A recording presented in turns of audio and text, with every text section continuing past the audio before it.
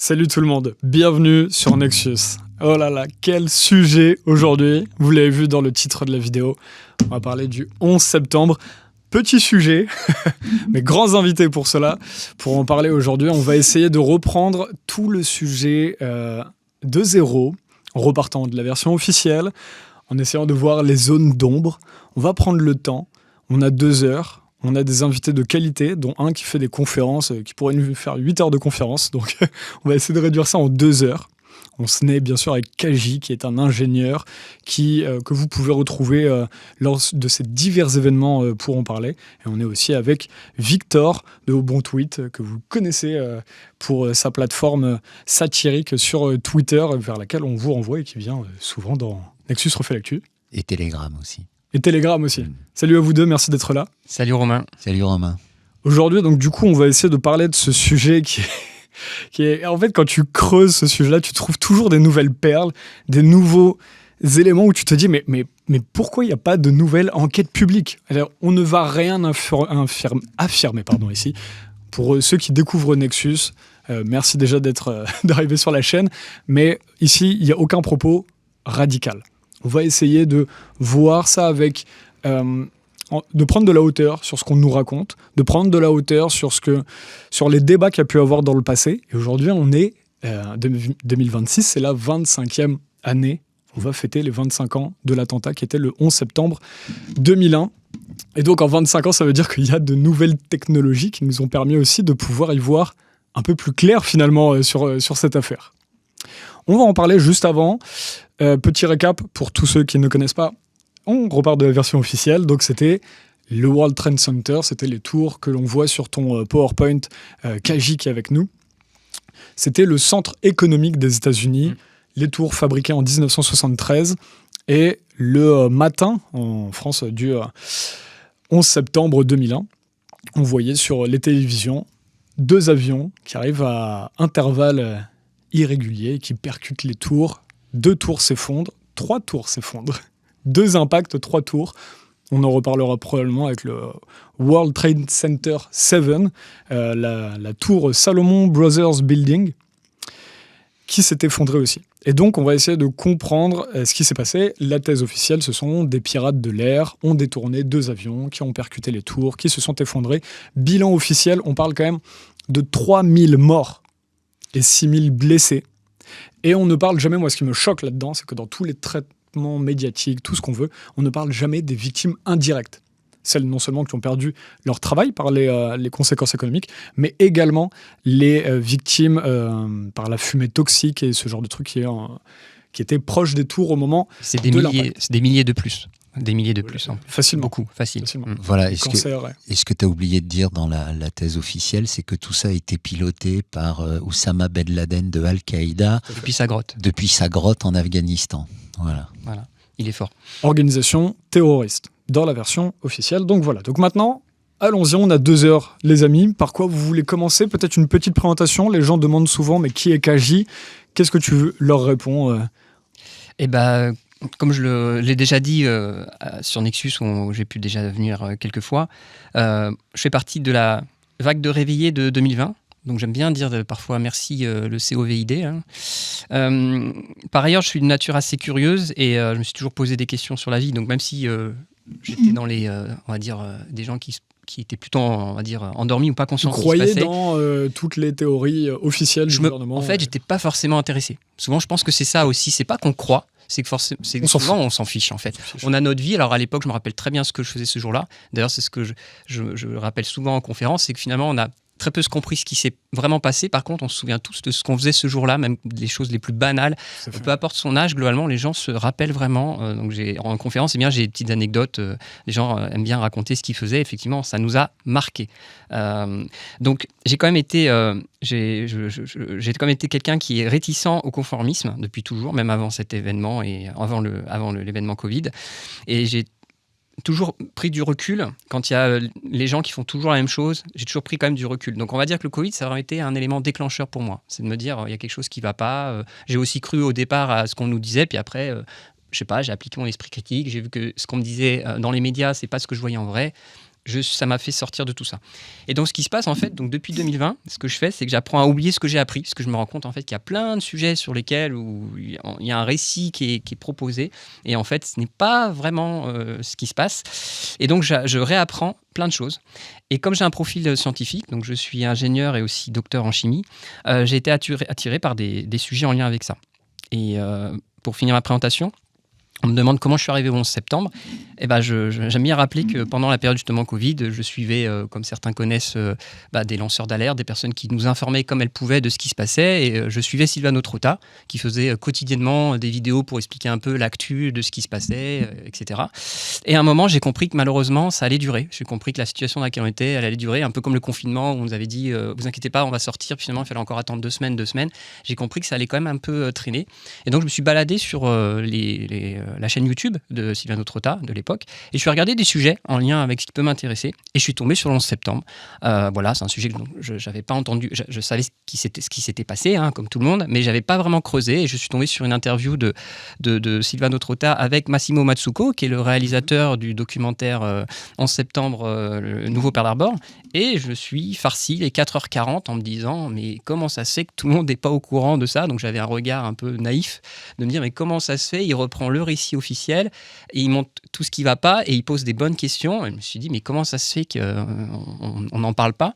Ça, c'est un film encore disponible sur le sujet. Oui, on peut le trouver. Oui, il est facilement quand même trouvable sur YouTube. Alors, il est très long, 4h40, mais il traite tout. Le World Trade Center, le Pentagone, Shanksville. On va en reparler tout à l'heure. C'est ça, parce qu'il y a beaucoup de personnes, et comme on le disait, on s'en fiche. Moi, par exemple, ça fait longtemps que je suis sur les thématiques qui critiquent finalement les discours officiels du gouvernement, mais le 11 septembre, j'étais pas forcément revenu naturellement, déjà parce que c'est tellement gros. Ça remet en question mais tellement de choses qu'il y a aussi ce vertige qu'il faut prendre en compte.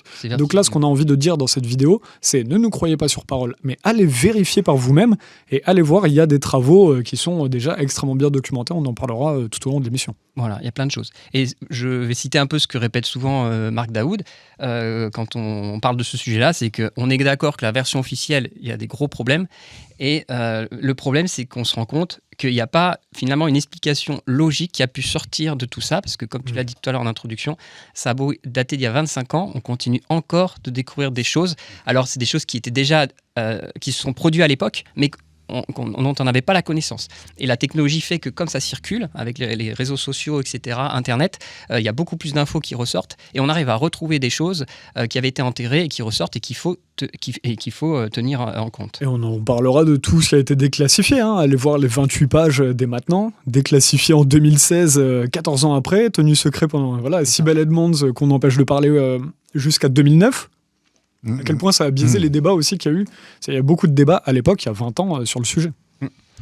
Et puis pour finir, j'aime bien rappeler aussi que parce qu'il y a beaucoup de gens aussi qui disent oui, mais ça fait 25 ans, faut passer à autre chose, c'est l'histoire américaine, ça ne nous concerne pas. Alors, voilà, et j'aime bien rappeler en fait que si je me suis vraiment intéressé à cet événement-là, c'est qu'en fait, je me suis rendu compte qu'il y avait plein de points communs avec d'autres événements qu'on puisse produire après. Et en gros, on peut qualifier ces attentats d'opérations psychologiques, comme le Covid-19 a pu être. Donc, c'est bien de voir que si on arrive à décrypter une ancienne opération psychologique en profondeur, ça peut nous donner des billes pour comprendre les suivantes, avoir une meilleure visibilité de ce qui peut se passer. Explique-nous en quelques mots pourquoi psychologique là-dessus ? Parce qu'en fait, on le verra, comme certains le savent, j'ai repris les travaux de Judy Wood, elle explique très bien en intro de ses conférences, c'est qu'en fait, on a vraiment subi ce jour-là, finalement, une attaque contre la conscience humaine, c'est-à-dire que la population, le monde a été sidéré devant de telles images, tout tourné en boucle. Je rappelle qu'aux États-Unis, même les chaînes pour les enfants, les chaînes d'Internet, les chaînes de télévision pour enfants passaient en boucle les attentats. Donc tout le monde était concerné, la vie s'est arrêtée, et donc en fait notre cerveau a été comme piraté, hacké par la peur, par la sidération, et on nous a proposé tout de suite un récit qu'il était difficile de contester puisqu'on est sidéré. En plus, on nous menace que si on sort du récit officiel, c'est qu'on est avec les terroristes. On crée déjà la polarisation, c'est-à-dire soit on est avec les États-Unis, c'est ce qu'avait dit George Bush Jr., vous êtes soit avec les États-Unis, soit avec les terroristes. On a retrouvé justement ce clivage pendant le Covid-19 avec soit vous êtes pour les vaccins, soit vous êtes avec le virus. Donc on crée de l'émotionnel et donc c'est psychologique. On quitte le rationnel, on s'écarte de tout ça pour hacker le cerveau. Et on cède au chantage. Enfin, la plupart des gens cèdent au chantage. Et ils mettent en dissonance les gens, puisque du coup, ils disent ceux qui s'intéressent aux zones d'ombre sont des radicaux, alors que non, c'est eux qui coupent le débat. Nous, on demande juste du débat. Oui. Donc du coup, qui est le radical là-dedans? Donc ils mettent la population en dissonance. C'est très intéressant. Au bon tweet, comment tu en es venu à cela et pourquoi c'était important ou intéressant pour toi de venir au studio aujourd'hui? Eh ben, écoute, moi, c'est pas du tout le même parcours que Kaji. Moi, le 11 septembre, c'est mon acte de naissance complotiste. C'est-à-dire, c'est à partir de cet événement que je suis entré dans le monde des complotistes. Et après, avant, tu étais un parfait citoyen. Avant, j'en avais rien à foutre. En fait, c'est ça, le parfait citoyen aujourd'hui. Ouais, voilà, c'était plus de l'indifférence que de la croyance absolue au truc. Je n'avais rien à foutre. Et alors moi, j'étais à New York un mois avant ce truc-là. Donc j'ai commencé par réagir un peu comme tous les cons, qui disent je suis passé pas très loin là de cet événement, ça aurait pu être moi. Voilà, donc j'ai commencé un peu ce délire-là. Voilà, donc c'était ça ma réaction sur ce truc-là, parce que à l'époque je bossais pour une boîte de pub et on avait des bureaux à New York, j'allais très souvent et voilà. Et le jour où c'est arrivé d'ailleurs, j'avais au téléphone en permanence mes collègues américains qui étaient sur le toit de l'immeuble en train de regarder ce qui se passait. Ouais. Bref, et puis un jour je regardais Ardisson qui reçoit Thierry Messant qui vient présenter un truc qui s'appelle l'effroyable imposture. Voilà, et donc là pour le coup, c'est immédiatement j'ai switché, voilà, évidemment, c'est ça, etc. Donc j'ai commencé à m'intéresser à ce truc-là en profondeur. Donc après, j'ai regardé tout ce qui a circulé sur le sujet. Alors notamment le plus connu de l'époque, c'est un truc qui s'appelait Loose Change, voilà, qui raconte cette histoire. Et puis après, effectivement, il y a eu Matsuko, il y a eu le collectif Reopen 9/11. Etc., qui racontait plein de choses très très intéressantes. September Clues, et puis je ne sais plus un autre dont tu as parlé tout à l'heure. Oui, The American Psy Opera de Ace Baker. Exactement. Donc je me considérais comme un spécialiste du 11 septembre, parce que déjà, encore une fois, c'était mon acte de naissance, et en plus, je pensais avoir vraiment fait le tour de la question, même si on y reviendra plus tard. Il y avait 2-3 petites choses qui me gênaient, mais que je mettais un peu de côté pour pas démonter la thèse. Donc je ne croyais bien évidemment pas à la thèse officielle.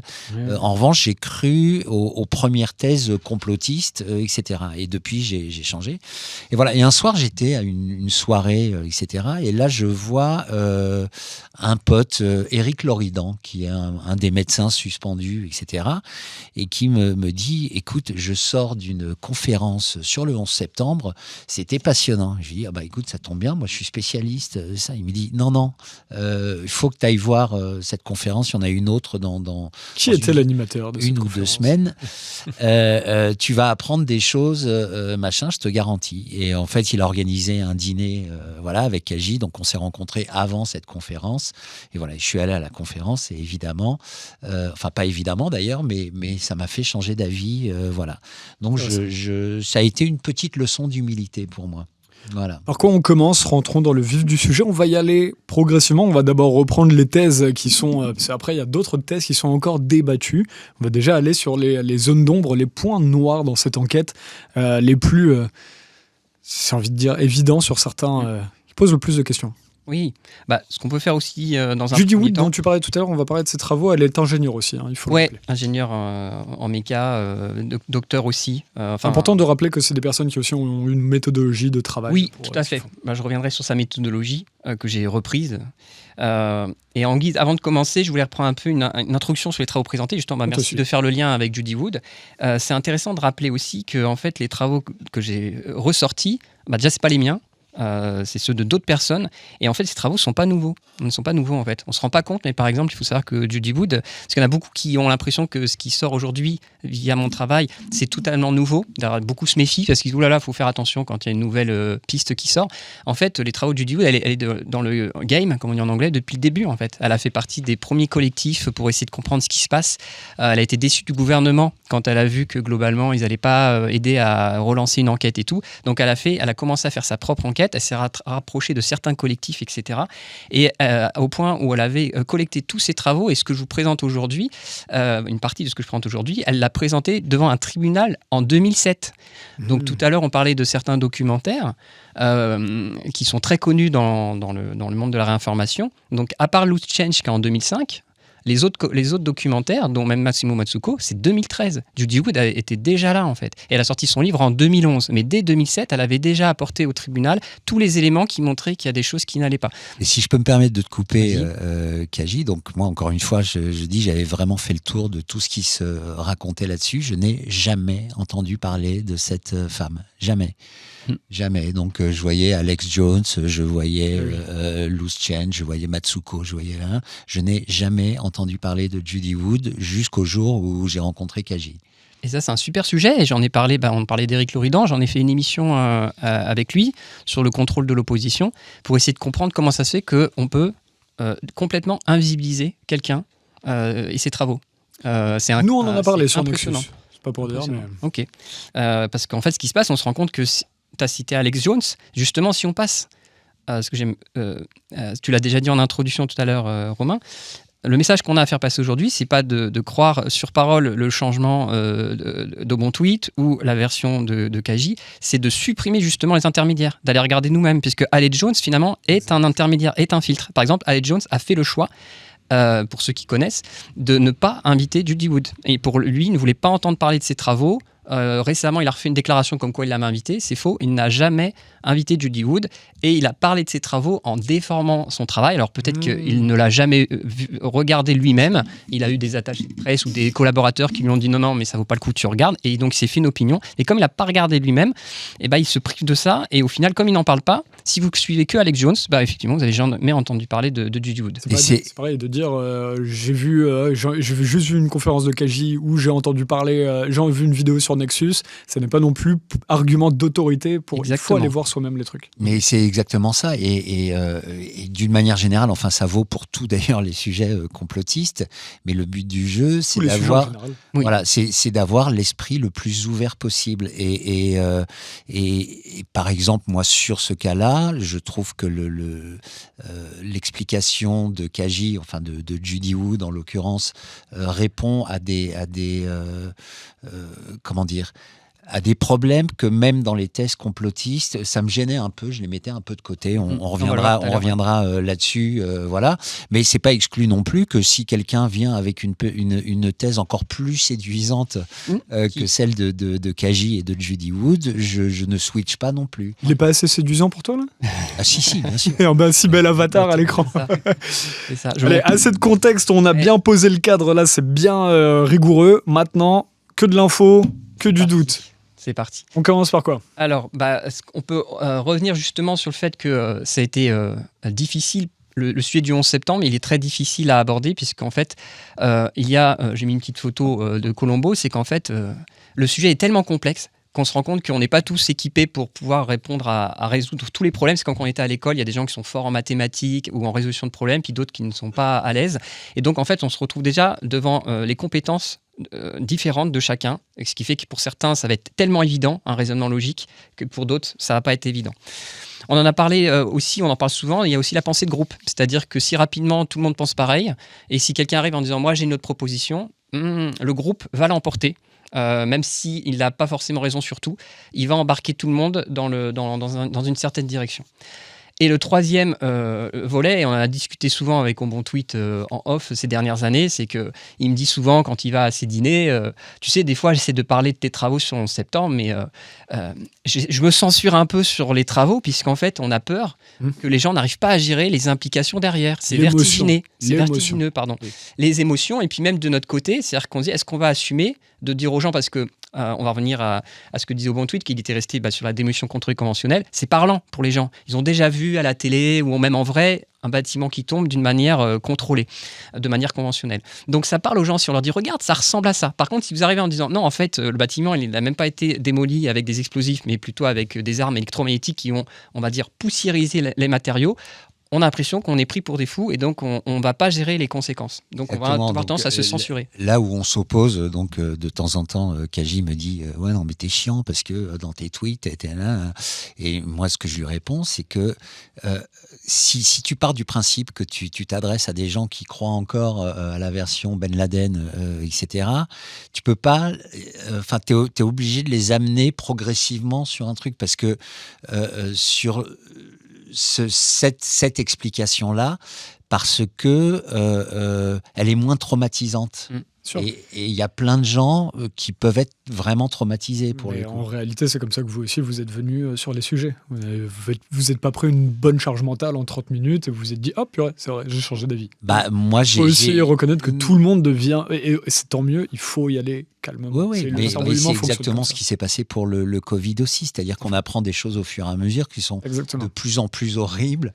Voilà, et si tu les apprends d'entrée de jeu, peut-être que ça, effectivement, ça peut provoquer, même chez les esprits un peu endurcis et très très complotistes, des choses, voilà. Justement, il y a souvent 3 histoires. On va avoir tendance à avoir le récit officiel, puis on va avoir 1 ou 2 ou 3 thèses conspirationnistes officielles qui vont être même poussées par le gouvernement parce qu'ils vont se dire c'est intéressant que les gens se battent là-dessus. Et en fait, ce qui se passe, on a des camps qui s'affrontent. On est un peu dans la thèse-antithèse, mais les gens souvent s'affrontent et un peu loin de la vérité. C'est important de le rappeler. La démarche, je t'en ai parlé tout à l'heure, Judy Wood, elle est dans une démarche scientifique, elle est revenue aux preuves directement observables. C'est-à-dire que moi, quand je parle du 11 septembre, les travaux de Judy Wood, je ne commence pas en disant ce sont des armes électromagnétiques qui ont été utilisées. On revient à des choses que tout le monde peut regarder. Et ce qui se passe en faisant ça, on va revenir à des preuves et ça va montrer de façon... C'est pour ça que je reprends au niveau du vocabulaire, on ne parlera pas de théorie, moi je ne parle pas de théorie. On se rend compte que sur la base... De quoi Tu parles de quoi ? De preuves ? Juste des preuves, des faits que tout le monde peut regarder. Et on voit qu'il n'y a pas d'autres possibilités, c'est ce que je vous partage, c'est que sur la base des preuves, des choses qu'on peut regarder directement de nous-mêmes, de manière empirique, on se rend compte de manière irréfutable, sans faire de théorie, qu'il y a une technologie qui a été utilisée, qui utilise l'énergie de manière non conventionnelle. Donc après, c'est pas un gros mot de théoriser.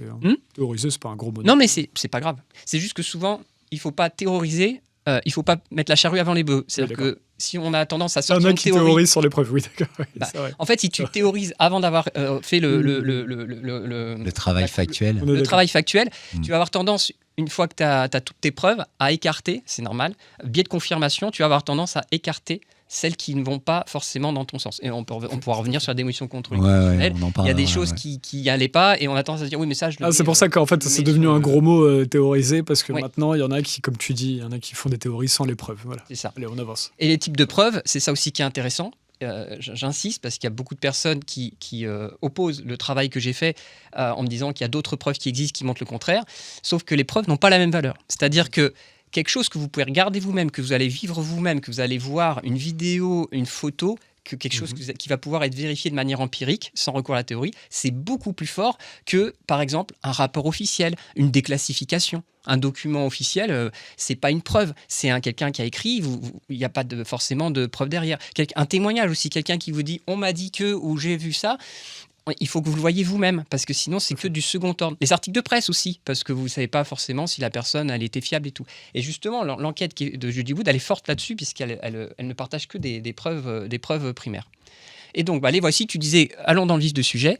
Voici globalement des choses factuelles qui ont pu se produire sur le World Trade Center. Donc, bien sûr, on ne va pas tout traiter, puisqu'on voulait aussi parler aussi, j'imagine, des avions. Mais voici les principaux éléments qui ont été observés ce jour-là. Alors, donc, je ne sais pas si vous avez envie de regarder quelque chose en particulier. On pourra faire le lien avec... Alors, on va le remettre rapidement, parce que pour ceux qui nous écoutent en audio, là, il y a destruction plus rapide qu'un effondrement progressif dû à la gravité. Voilà. Pas de débris conséquents, pas d'impact sismique appréciable, le mur de la baignoire qui n'a pas été rompu, la poussiérisation de l'acier en plein air, le nuage de poussière frais. Alors, on va peut-être pas tous les faire. Lesquels sont les plus... Mais en fait, quand on les rajouter, par exemple, ce qui est important, c'est les survivants. les survivants de la tour nord, il y a des gens qui ont, pendant que ça se détruisait, la tour nord, il y a des gens qui étaient dedans. Et eux n'ont pas entendu d'explosion, n'ont pas ressenti de la chaleur, n'ont pas été écrasés ni enterrés, alors qu'ils viennent de se manger 400 mètres de débris. Il faut imaginer que les tours faisaient 400 mètres, ils sont dans le lobby, il y a 400 mètres qui leur tombent dessus, ils n'ont pas été ensevelis. Ce qui est intéressant aussi, où est-ce qu'ils ont témoigné de ce que tu dis là? Ah ben il y a des vidéos qui existent, il y a des documentaires. Bah, la conférence de Judy Wood qui circule, qui a été reprise par Nexus dans son numéro 152, on voit un pompier qui raconte que les étages lui sont tombés dessus et ils ont attendu quelques temps et d'un seul coup ils ont vu la lumière du soleil et ils se sont dit mais où sont passées les tours jumelles, d'où le titre d'ailleurs du livre de Judy Wood, où sont passées les tours. C'est provocateur mais c'est vrai, ces personnes-là auraient dû se retrouver ensevelies sous des dizaines et des dizaines de mètres de débris. Tous les points que tu mets là de toute manière on va les voir, ils sont dans ton PowerPoint. Pas tous, sinon comme tu dis on va faire une conférence de 8 heures, mais on peut aller à l'essentiel et puis vous pouvez aussi rebondir sur certaines choses. Et puis après, ne pas oublier, c'est que j'ai pas mal fait de présentations là-dessus et vous pouvez retrouver déjà aussi certaines choses qui ont été développées avec Akina du Front Médiatique, avec Stéphanie Reynaud de Tribune Libre, avec Nicolas Bouvier. Il y a déjà plein de choses. L'idée, c'est de faire quelque chose avec Nexus, mais ne pas hésiter aussi à les regarder. Ces éléments-là ont déjà été développés dans d'autres aussi textes. Mais ce qui est intéressant aussi, c'est de voir, alors déjà, tu as évidemment un décalage entre la version officielle et la version complotiste admise.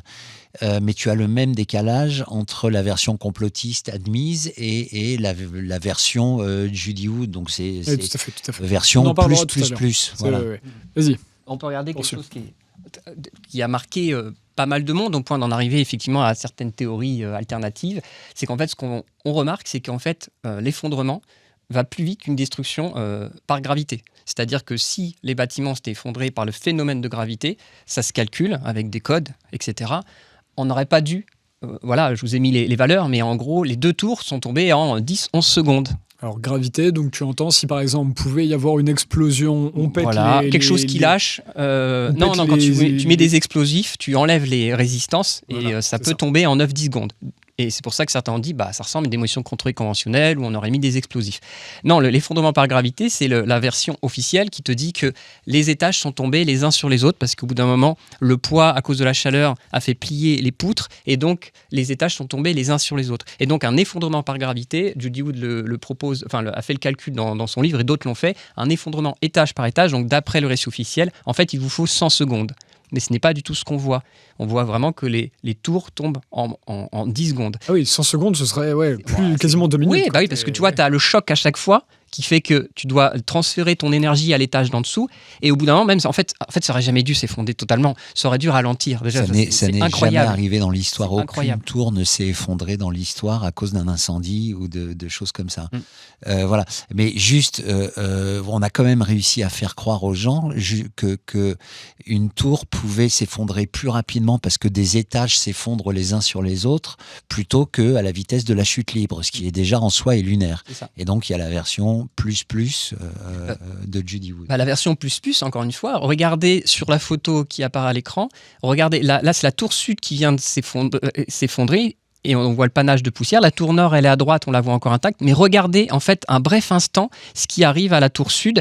En fait, ce qu'on a vu sur les images, en fait, ce qui est détruit en 9-10 secondes, ce sont les colonnes extérieures. C'est-à-dire qu'en fait, les tours vont se détruire comme des bananes. La banane va s'ouvrir et c'est l'extérieur qui tombe. Mais pendant un bref instant, regardez, on voit les colonnes de cœur, on voit une structure solide. Donc ça, rien que cette photo-là, met à mal le récit officiel, puisqu'on nous dit que c'est tombé en anglais en pancakes, étage par étage. Mais ça fait aussi tomber tout ce qui est aussi démolition contrôlée conventionnelle, puisqu'en démolition contrôlée conventionnelle, on s'attend à faire tomber aussi les étages avec des explosifs, mais pareil, on n'attend pas à ce qui est à l'intérieur, quelque chose qui reste de cette manière-là. Et ça va se produire sur les deux bâtiments. Il y a d'abord, dans un premier temps, on enlève la couche extérieure qui tombe en 9-10 secondes, et dans un deuxième temps, l'intérieur est fini et part en poussière aussi. Voilà, donc rien que ça, et ça c'est visuel, c'est-à-dire que c'est une image arrêtée, mais vous pouvez re-regarder les images et essayer de faire des pauses sur certaines vidéos, et on voit ce phénomène où les colonnes de cœur apparaissent encore debout. Vous avez des centaines de mètres qui sont encore debout et qui sont détruits dans un deuxième temps. Et tout ceci dans un pratiquement pas un silence de cathédrale, mais il n'y a pas de pétarade, il n'y a pas de détonation.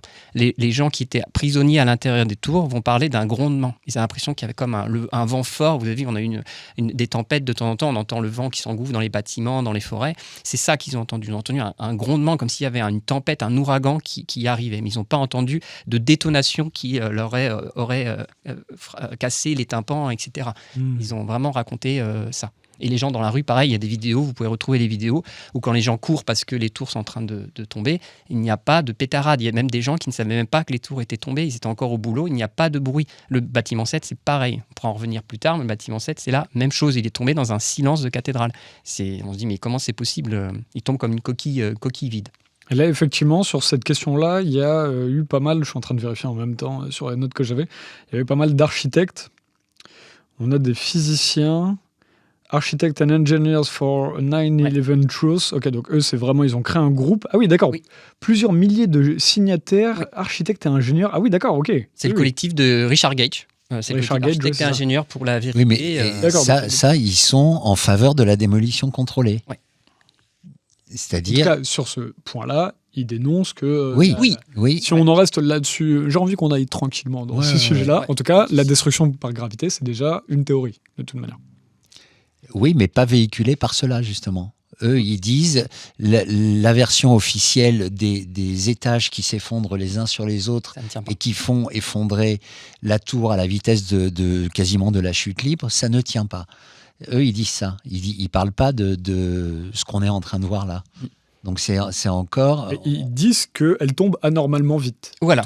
Oui, c'est ça. Ils comme une démolition contrôlée. Voilà. Et par contre, eux, comme ça ressemble... Pour eux, ils ont regardé, c'est ce qu'on fait, on regarde ce qu'on connaît, ce qui existe. Ils se sont dit quand même, ça ressemble beaucoup à ce qu'on voit en démolition contrôlée conventionnelle. Donc le collectif des architectes, ils sont plus de 3000, ils défendent ça et surtout, alors pour le bâtiment 7, c'est surtout parce que le bâtiment 7 ressemble énormément, effectivement, je pense. Alors, donc le bâtiment 7, c'est celui qui n'a même pas pris d'avion. C'est ça. Ouais. Il a soi-disant pris des débris de la tour nord quand elle tombe, qui aurait mis le feu au bâtiment, et à partir de là, incendie pendant 6-7 heures, et il s'écroule. Voilà. Et dont la destruction a été annoncée par la BBC, alors qu'on voyait les images derrière où il était encore debout. Oui, c'est très connu. Il y a plusieurs vidéos qui circulent où effectivement le bâtiment 7 est annoncé être tombé alors que la personne pendant qu'elle parle on le voit encore debout. Il y a des vidéos qui circulent où on voit une flèche qui dit non il est là. Donc ça donne l'idée d'un script, c'est-à-dire qu'il y a un script, il y a des gens qui vont, on voit un peu... Il y avait déjà le communiqué de presse. Il y avait déjà le communiqué de presse et les gens ont répété ça sans vérifier eux-mêmes en disant mais non je vais pas dire ça à l'antenne. Tu peux t'arrêter là, tu dis à l'époque c'était que du live, donc voilà, et on voit une journaliste de la BBC dire voilà, une troisième tour vient de s'effondrer, le WTC 7, alors que sur les images en live, il y a une vue de New York derrière, et on voit encore le bâtiment debout, avec une légère petite fumée qui en sort. Jane, what more can you tell us about the Salomon Brothers building and its collapse? But this isn't the first building that has suffered as a result. We know that part of the Marriott Hotel next to the World Trade Center also collapsed. All the while she's talking, World Trade Center Building 7 is still standing right behind her. As you can see behind me, the Trade Center appears to be still burning. We see these huge clouds of smoke and ash, and we know that behind that there's an empty piece of what was a very familiar New York skyline, a symbol of the financial prosperity of this city. Une des propositions que j'ai, je pense que c'est pas anodin d'avoir. Je pense pas que c'est une erreur dans le scénario d'avoir annoncé trop tôt qu'elle tombe. Je pense qu'ils ont un peu, on va dire, comme on dit, programmé les personnes à se préparer à ce qu'elle tombe, puisqu'au final, comme tu dis, c'est énorme. On devrait s'arrêter là, de dire comment ça vous annoncez qu'une tour tombe avant qu'elle tombe. Sauf qu'après, ils ont pu se rattraper en disant oui, mais on avait des infos en off qui montraient bien que le bâtiment avait été touché, etc., voilà. Et qu'il allait tomber. Et ça nourrit le récit comme quoi il y avait un incendie et que par sécurité il fallait qu'elle tombe. Et il y a la piste justement de Larry Silverstein, qui est le propriétaire des tours jumelles. C'est la personne qui est propriétaire des tours depuis avril et qui change aussi partie de la police d'assurance pour les assurer contre les attentats, etc. Et il possédait aussi la tour 7. Et il y a une interview qui est très connue de lui, qui dit qu'il a eu le chef des pompiers à 11h ou midi, qui lui dit « Le bâtiment va tomber, il faut faire évacuer tout le monde et on va le faire tomber ». Et donc il dit en anglais, et c'est une vidéo qui circule beaucoup, il dit le fameux pull it en anglais qui veut dire faites-le tomber. Sauf que, et donc il y en a beaucoup compris pour argent comptant, donc je reviens aux preuves, vous vous rappelez C'était pas une petite cabane, hein, c'était 47 étages. 47 étages. Il est beaucoup plus petit que les autres. Paquebots Titanic, à peu près 4,5 en poids, c'est l'équivalent de 4,5 paquebots Titanic qui s'effondreraient, donc imaginez le boucan que ça aurait dû faire. On va en parler plus tard, mais là, ça fait partie des anomalies au niveau sismique, par exemple. Il a presque rien passé. Et donc le pull it, je vous ai dit tout à l'heure, attention aux preuves, entre quelqu'un qui vous dit le chef des pompiers m'a dit pull it et les images vous pouvez regarder vous-même, vous voyez bien qu'il ne faut pas croire sur parole quelqu'un qui vous dit ça, puisqu'en fait c'est impossible. Vous avez un bâtiment qui est en feu, soi-disant, avec un incendie à l'intérieur. Depuis quand vous avez une équipe de pompiers qui rentre à l'intérieur pour disposer des explosifs? C'est hyper dangereux. Oui, c'est ce que certaines personnes croient, que le bâtiment, et c'est parce qu'il y a des gens qui ont dit on nous a dit d'évacuer parce qu'ils vont faire tomber le bâtiment. Mais comment vous voulez faire tomber un bâtiment qui est soi-disant en proie aux flammes? Ça marche pas comme ça. Et même pas en rêve, en 10 minutes, tu installes des explosifs pour le faire s'écrouler verticalement. On va nous dire que les protocoles de protocole, on fait péter les buildings au cas où. Ils avaient un protocole 11 septembre. Quoi. On va nous dire qu'il y a des explosifs avaient été mis avant. Mais si le bâtiment est en feu, comment vous calculez que le feu va se propager pile poil où il n'y a pas les explosifs et qu'au bon moment, ils appuient sur le bouton. Donc voilà, ça, comme, je pense qu'au bon tweet, ça fait partie des bugs. Justement, ça faisait, moi, quand je croyais à la version complotiste officielle, ça faisait partie des choses qui me dérangeaient un peu parce que, tu sais, quand ils font sauter des barres d'immeubles, genre à la Courneuve, etc., pour un truc qui fait 12 étages et 40 mètres de long, il y a plusieurs mois de préparation. C'est-à-dire, les mecs, ils installent les explosifs à des endroits extrêmement précis, ça se joue vraiment au poil de cul pour scier absolument toutes les résistances et pour que les tours s'écroulent de manière droite très rapidement. Voilà, donc quand je croyais à la version de la démolition contrôlée, j'avais quand même ce petit truc, je me disais, mais comment ils auraient pu, pendant des mois, installer des explosifs sur quasiment toutes les poutrelles, parce que c'était un peu ça qu'il fallait faire sur 400 mètres de haut, sans que personne ne se rende compte de rien. Alors, il y avait deux, trois trucs, comme quoi le service de sécurité du World Trade Center avait été remplacé par un frère ou je sais pas quoi, voilà, de Bush. Il y avait des histoires comme ça, et je m'en contentais. Voilà. Ça peut nous satisfaire, c'est ce que je dis tout à l'heure, encore une fois, merci pour tes exemples concrets, c'est qu'il faut faire attention à chaque fois, il faut tenir compte effectivement de ces témoignages-là, mais attention, toujours confronté à la réalité. Et c'est pas parce qu'on va nous dire oui, mais quand même, ils ont changé, les chiens renifleurs d'explosifs ont été changés 2 jours avant, ou il y a une équipe qui est venue 3 semaines avant pour faire des travaux. Ce n'est pas parce qu'il y a cette info-là que forcément derrière des explosifs ont été installés. Et tu l'as bien cité tout à l'heure, le bâtiment WT7, comment vous faites pour le piéger entre 14h, parce que c'est à partir de 14h qu'il est totalement évacué. Vous pouvez vérifier, c'est les infos officielles. On nous annonce qu'à 14h, il est totalement évacué et il tombe à 17h14. Comment vous piégez un bâtiment de 47 étages en 3 heures qui est en proie aux flammes?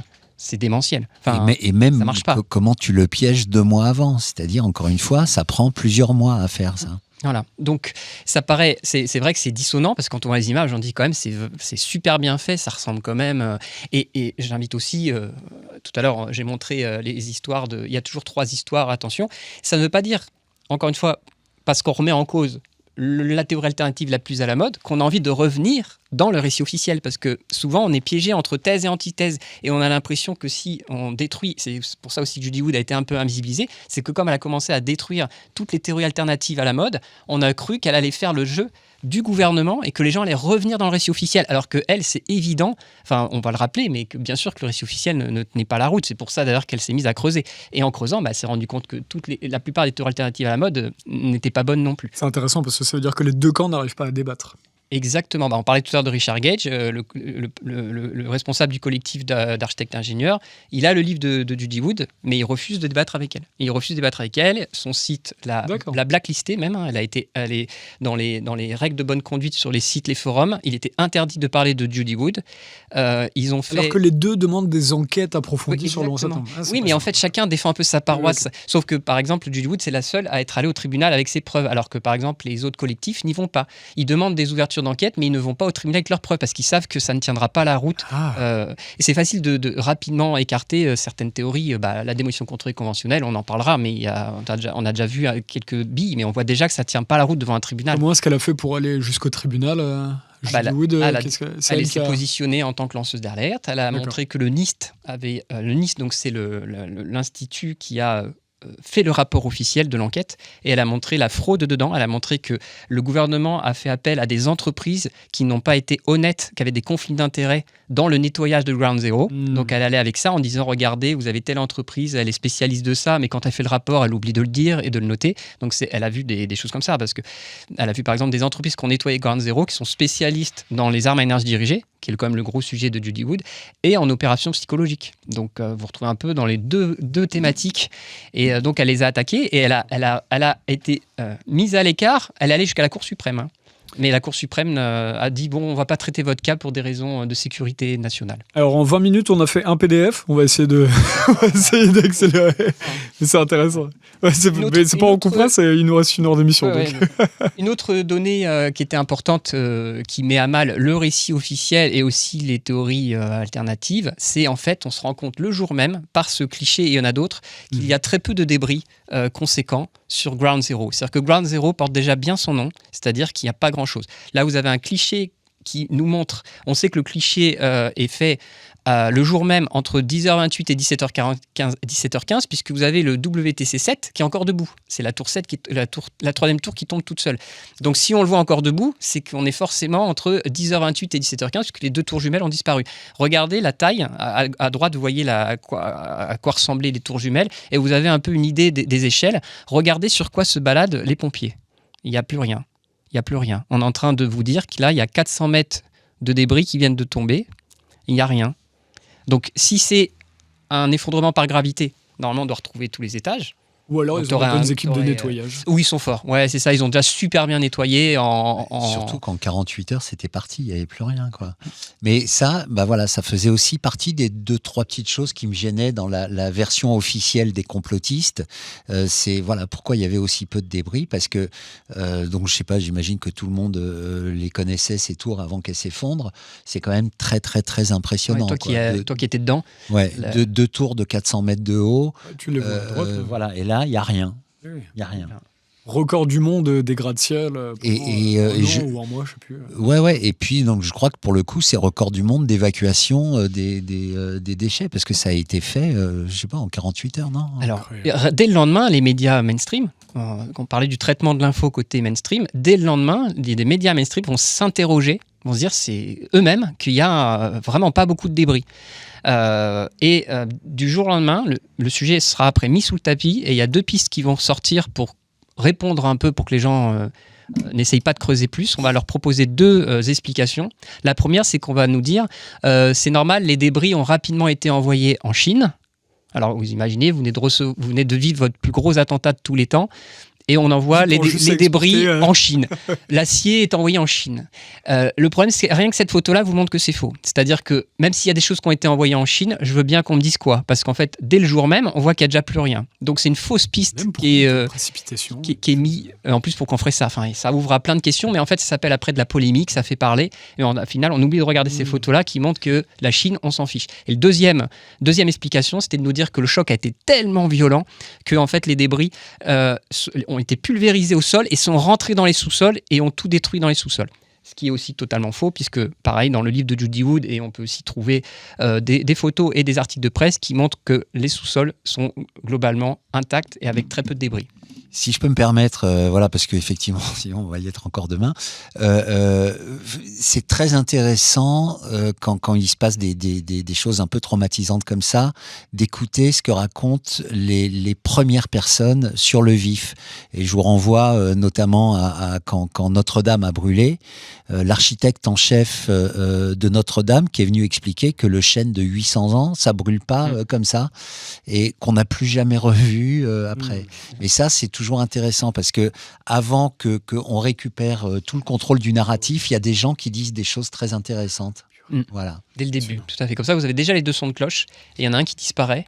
Les premières heures sont toujours très intéressantes à écouter. Et quand on n'a pas la lucidité, si ça va trop vite, c'est tellement d'infos qu'on en oublie. Il y a des gens qui vont oublier ce que tu racontes au bout de tweet. Il y en a qui, alors certains vont dire ah oui c'est vrai, il y avait quelqu'un qui est venu, je l'ai plus jamais revu. Puis il y en a d'autres qui vont dire je me rappelle pas parce qu'on a tellement eu d'infos. Et ce qui se passe là en septembre, là on a l'impression que c'est super simple à décrypter, mais parce que plus de 20 ans après c'est facile. Mais le jour même, on est envahi de sidération, d'infos, on comprend rien. Enfin, quand moi je redécoupe tout dans mes conférences avec les avions, etc. C'est logique, on comprend que ce qui s'est passé. Mais à l'époque, c'est normal de ne pas comprendre. Il y a tellement d'infos dans tous les sens. On vous dit qu'on vous retrouve les passeports dans les débris, etc. Qu'est-ce que vous voulez faire après ? Enfin, ça va tellement vite. Voilà. Alors ça, est-ce qu'il y a... C'est vrai qu'on a du mal à comprendre cette histoire de passeport dans les débris, que tu arrives à retrouver, tout le monde est calciné, tu ne retrouves pas les cadavres, mais tu retrouves la carte d'identité du gars. Mon travail, en replongeant dedans... Je vais faire l'avocat du diable là-dessus, mais je comprends même pas le concept. Déjà... Retrouver toujours le...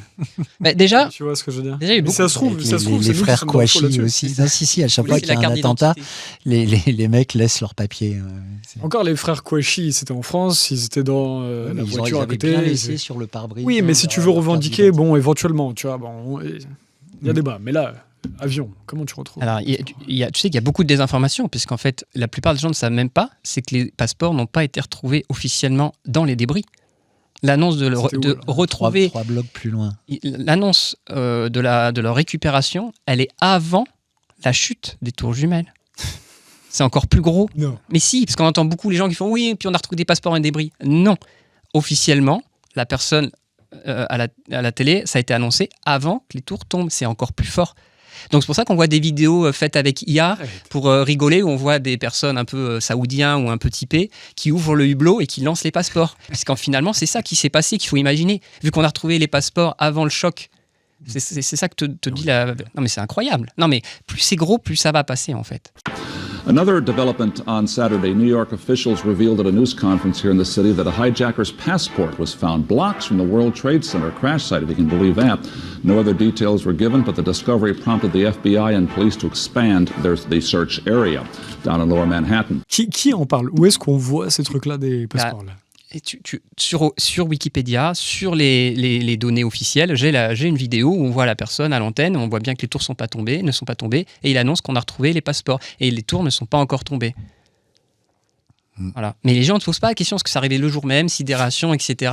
Et en fait, après, ça rentre dans la tête. Déjà, dans les débris, on peut dire que c'est très fort, mais en plus, c'est même pas dans les débris, c'est avant. Donc, qu'est-ce qu'on fait de ça? Non, mais c'est que ça, en fait. Voilà. C'est des Madame Irma puissance 10, quoi. Là, je vous remets juste une petite photo pour vous montrer qu'en fait, les tours jumelles, il y avait une place au centre et on voit une sphère. Et regardez, après les dégâts, on voit encore la sphère. C'est incroyable. Alors qu'on a 400 mètres de bâtiments qui sont tombés et on arrive encore à avoir une sphère et les débris sont à 1 ou 2 mètres de hauteur. Donc il n'y a vraiment pas grand-chose. Il y a un truc intéressant sur tous ces trucs-là qu'on voit où il y a ces annonces dans les médias avant les événements. C'est que admettons, si on fait une théorie, admettons qu'effectivement, il y a bien manipulation du gouvernement sur le 11 septembre, etc. C'est celui qui voulait faire une forme de manipulation de cette ampleur-là ne se disait pas en 2001 qu'il y aurait 25 ans plus tard Internet, Twitter, où tu peux te renvoyer toutes les vidéos, où tu peux recomparer justement la timeline. Il n'y avait pas de replay sur... Le mal est fait. Le mal est fait, c'est que même s'ils savaient que plus tard, il y a des choses qui pourraient sortir, le mal est fait. Qui revient sur ça aujourd'hui? Puis regarde, enfin, ça marche avec tous les événements. On sait que Pearl Harbor, tout le monde était au courant qu'ils ont laissé faire. Ça n'a rien changé dans l'absolu. Roosevelt est toujours considéré comme un des plus grands présidents américains. On sait que ce que racontaient les premiers complotistes de l'époque à propos de l'assassinat de Kennedy, ils avaient raison. Ça change pas grand-chose. chose en fait dans l'absolu. C'est loin. La plupart des gens en ont rien à foutre. Alors nous, ça nous travaille parce que on a vraiment envie de dire à quel point on est entouré de grosse merde. Hein. Il n'y a pas d'autre mot. Encore là, voilà. Mais la plupart des gens s'en foutent. Et il y a le temps. Le temps n'est pas notre allié. C'est-à-dire qu'avec le temps, et c'est pour ça que... pourtant, si, tu peux regarder à froid, quoi. Oui, à froid, mais le mal est fait. C'est-à-dire que les positions ont été figées. Ceux qui en avaient rien à faire continuent d'en avoir rien à faire. Ceux qui se posent des questions, il y en a certains qui arrivent à revenir à tenir compte des nouveautés pour refaire leur jugement. Mais en fait, globalement, moi, je le vois bien parmi ceux qui s'intéressent à ce sujet-là. Il y en a plein qui ne veulent pas entendre parler de ce que je parle parce que pour eux, ça fait aussi revenir en arrière sur tout ce qu'ils ont accepté avant. Et encore une fois, les gens, ça les emmerde. C'est-à-dire quand tu... Mais même sur des trucs sur le Covid où tu dis, bah t'as vu ça, on avait raison quand même. Le Covid, tu parles encore du Covid. Ouais, arrête de nous faire chier avec ça, on est passé à autre chose, etc. etc. Et les mecs jouent là-dessus aussi, évidemment. D'accord. Mais plus on arrive aujourd'hui, on est à l'ère où maintenant, là, depuis 5 ans, on a des médias, des plateformes comme ça. Il y a en plus Sylvain Trotha, il y a Toxin, où tu es chroniqueur, etc.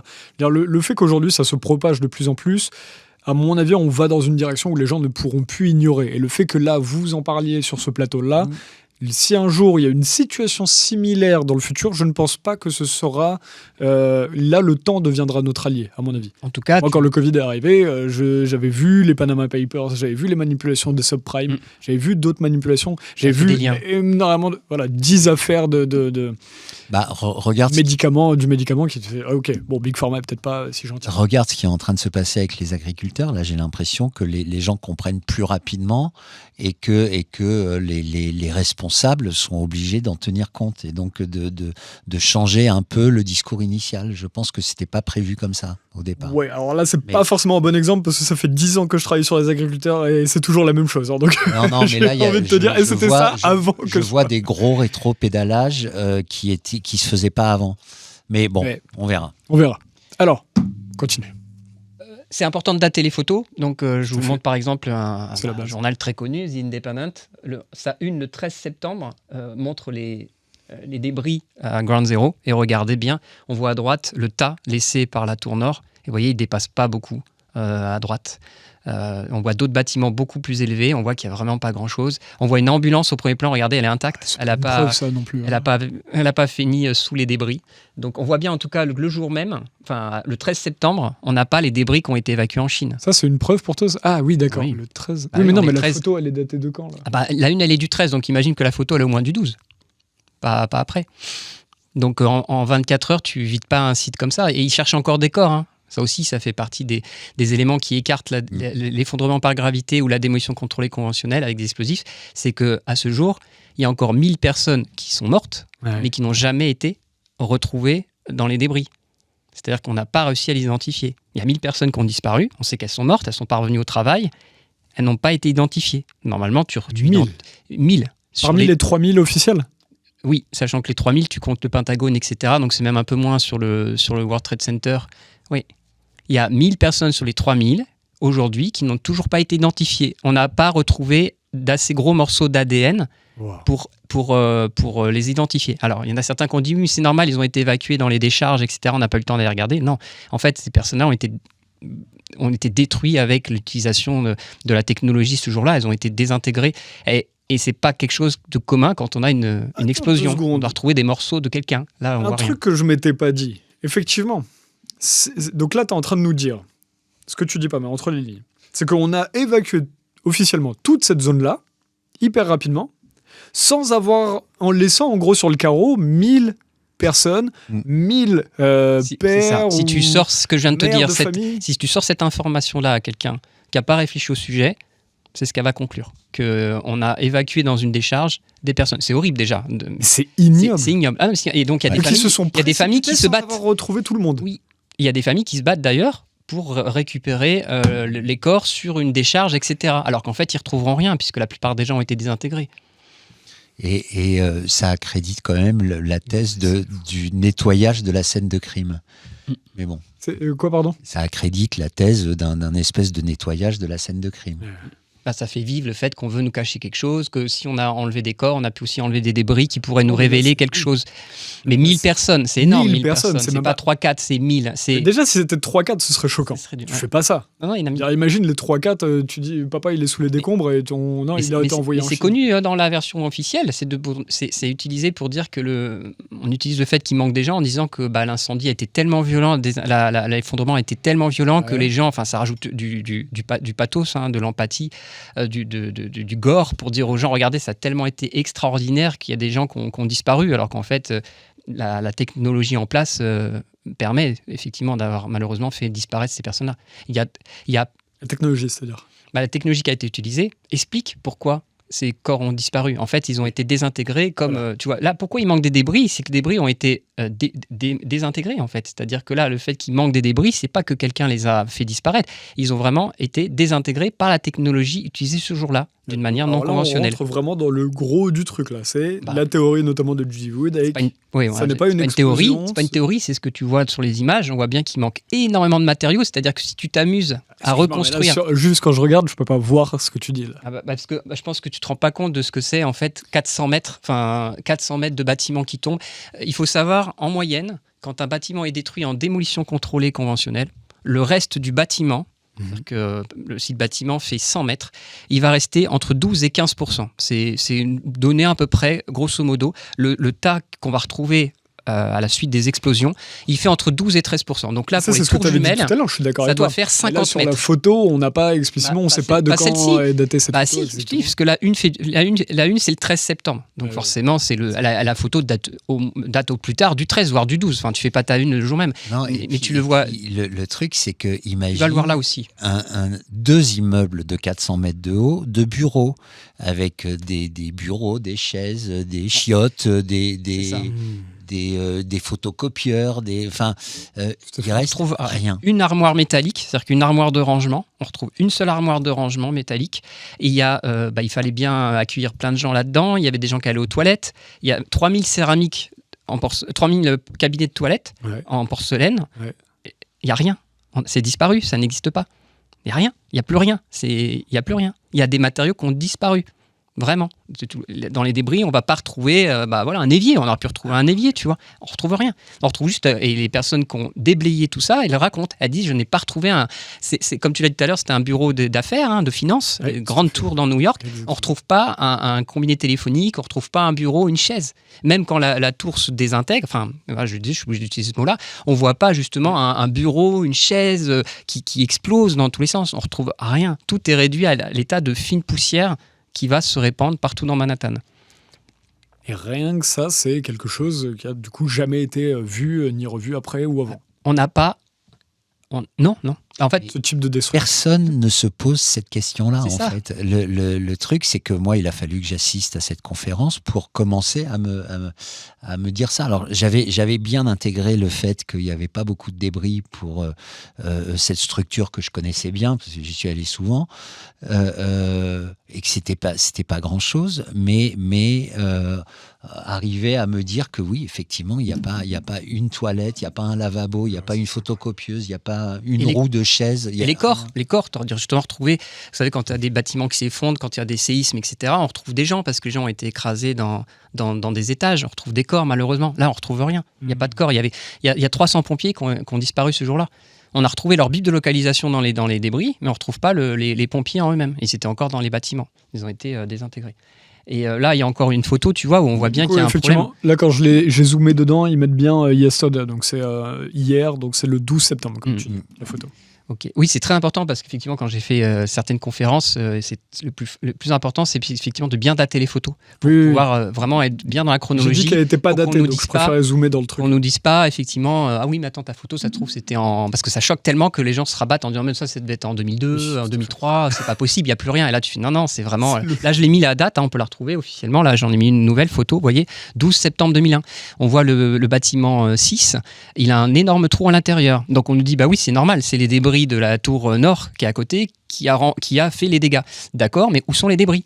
Parce qu'en fait, quand vous regardez à l'intérieur du WTC6, il n'y a rien. Qu'est-ce qui a cassé Le WTC6, normalement, le trou ne devrait pas être vide, il devrait avoir un trou rempli de débris. Et regardez autour du World Trade Center, donc c'est le World Trade Center, c'est 7 bâtiments, on le voit bien sur l'image de droite, et autour, il est entouré du World Financial Center. Et si vous voyez bien sur l'image de gauche, regardez le dôme du WFC2. Regardez, il n'y a pas de débris dessus. Alors que ces bâtiments-là sont beaucoup plus petits que les tours jumelles. Normalement, les tours jumelles, avec les débris, les projections, on aurait dû se retrouver avec des dégâts énormes sur les bâtiments à côté. Et ça, en fait, on se rend compte que non. Les dégâts sont très parsemés. C'est très faible, les dégâts sur les bâtiments aux alentours. C'est quelque chose aussi qui met la puce à l'oreille en disant, c'est bizarre, s'il y avait des explosifs, les projections que ça aurait dû faire des tours mitraillettes. On aurait dû en voir des débris, des bureaux sauter de partout. On voit rien, il n'y a que de la poussière, en fait. C'est pas possible.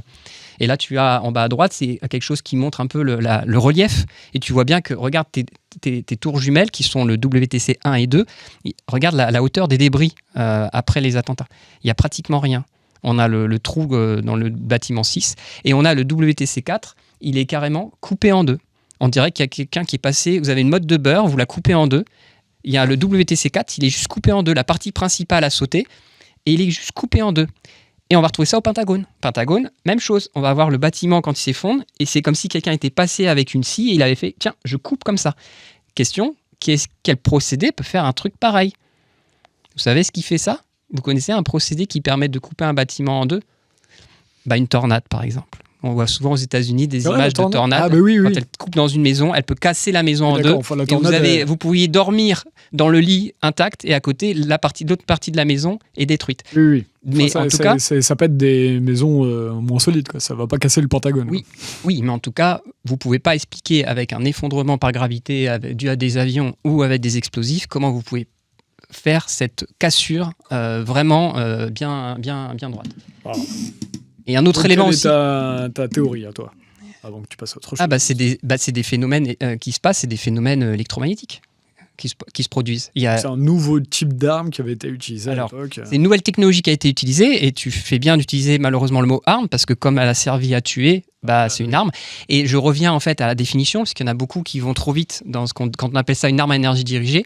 Il y en a beaucoup qui font le rapprochement avec des lasers. Alors, un laser est une arme à énergie dirigée, mais il faut savoir qu'une arme à énergie dirigée, c'est très très large en fait. C'est-à-dire que c'est la définition qu'utilise Judy Wood, et je la répète, c'est de dire que l'énergie a été dirigée, c'est-à-dire qu'on a réussi à focaliser une énergie, à la contrôler pour la faire quelque chose, et comme elle a tué, c'est une arme, c'est tout. Et donc dès que vous entendez quelqu'un qui dit « Oui, j'ai entendu parler de théorie de Judy Wood, de laser, de l'espace et tout », c'est pas vrai, c'est pas du tout ce qu'elle a dit. Elle parle pas du tout de laser dans sa démonstration. D'ailleurs, on ne voit pas du tout de laser dans les images. Un laser, on le verrait. Arme à énergie dirigée. Voilà, c'est tout. Alors, ou une arme... C'est juste, pour aller dans le sens de ces gens-là, pour faire l'avocat du diable, c'est que arme à énergie dirigée, en 2026, ça ne veut rien dire. Pour ceux qui nous regardent dans 100 ans, peut-être que ça veut pas dire grand-chose, c'est trop flou et donc on va c'est flou de ouf. C'est super, mais c'est fait exprès. C'est pour ça que quand je disais que je parle pas de théorie et que Judy ne parle pas de théorie, c'est que arme à énergie dirigée, la manière dont elle est présentée, cette définition, c'est pas une théorie. On le voit bien, c'est ce que nous montrent les images. Arme à énergie dirigée. Tu l'as un peu expliqué, mais que je... je peux pas aller plus loin que ça. Non, mais c'est vrai, c'est-à-dire que... C'est quoi, ça t'envoie des ondes, c'est ça ? Oui, mais ça chauffe dur. Ça chauffe pas, déjà, ça va pas chauffer. Mais comme tu dis, là, tu dis on va envoyer... te désintégrer, là. Oui, mais on ne désintègre pas forcément à chaud. D'accord.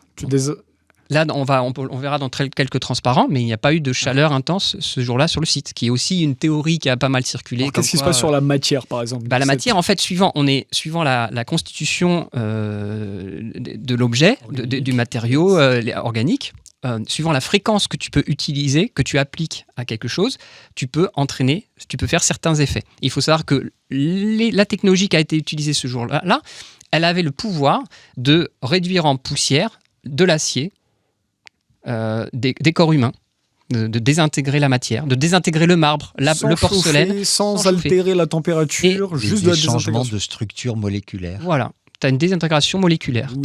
Stargate, là, ou c'est...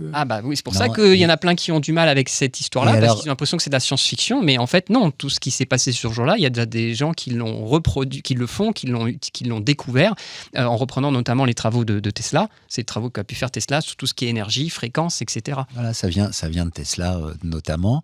Et tu vois, alors ça peut paraître incroyable, alors même ceux qui sont maintenant en 2026, qui connaissent, qui disent oui, mais bon, en 2001, quand même, est-ce qu'on maîtrisait cette technologie? Et je sais pas, tu vois, par exemple, une petite anecdote, il y a un album de Tintin. Je crois que c'est L'affaire Tournesol, 56. voilà, donc qui date des années 50, où on te parle de ça.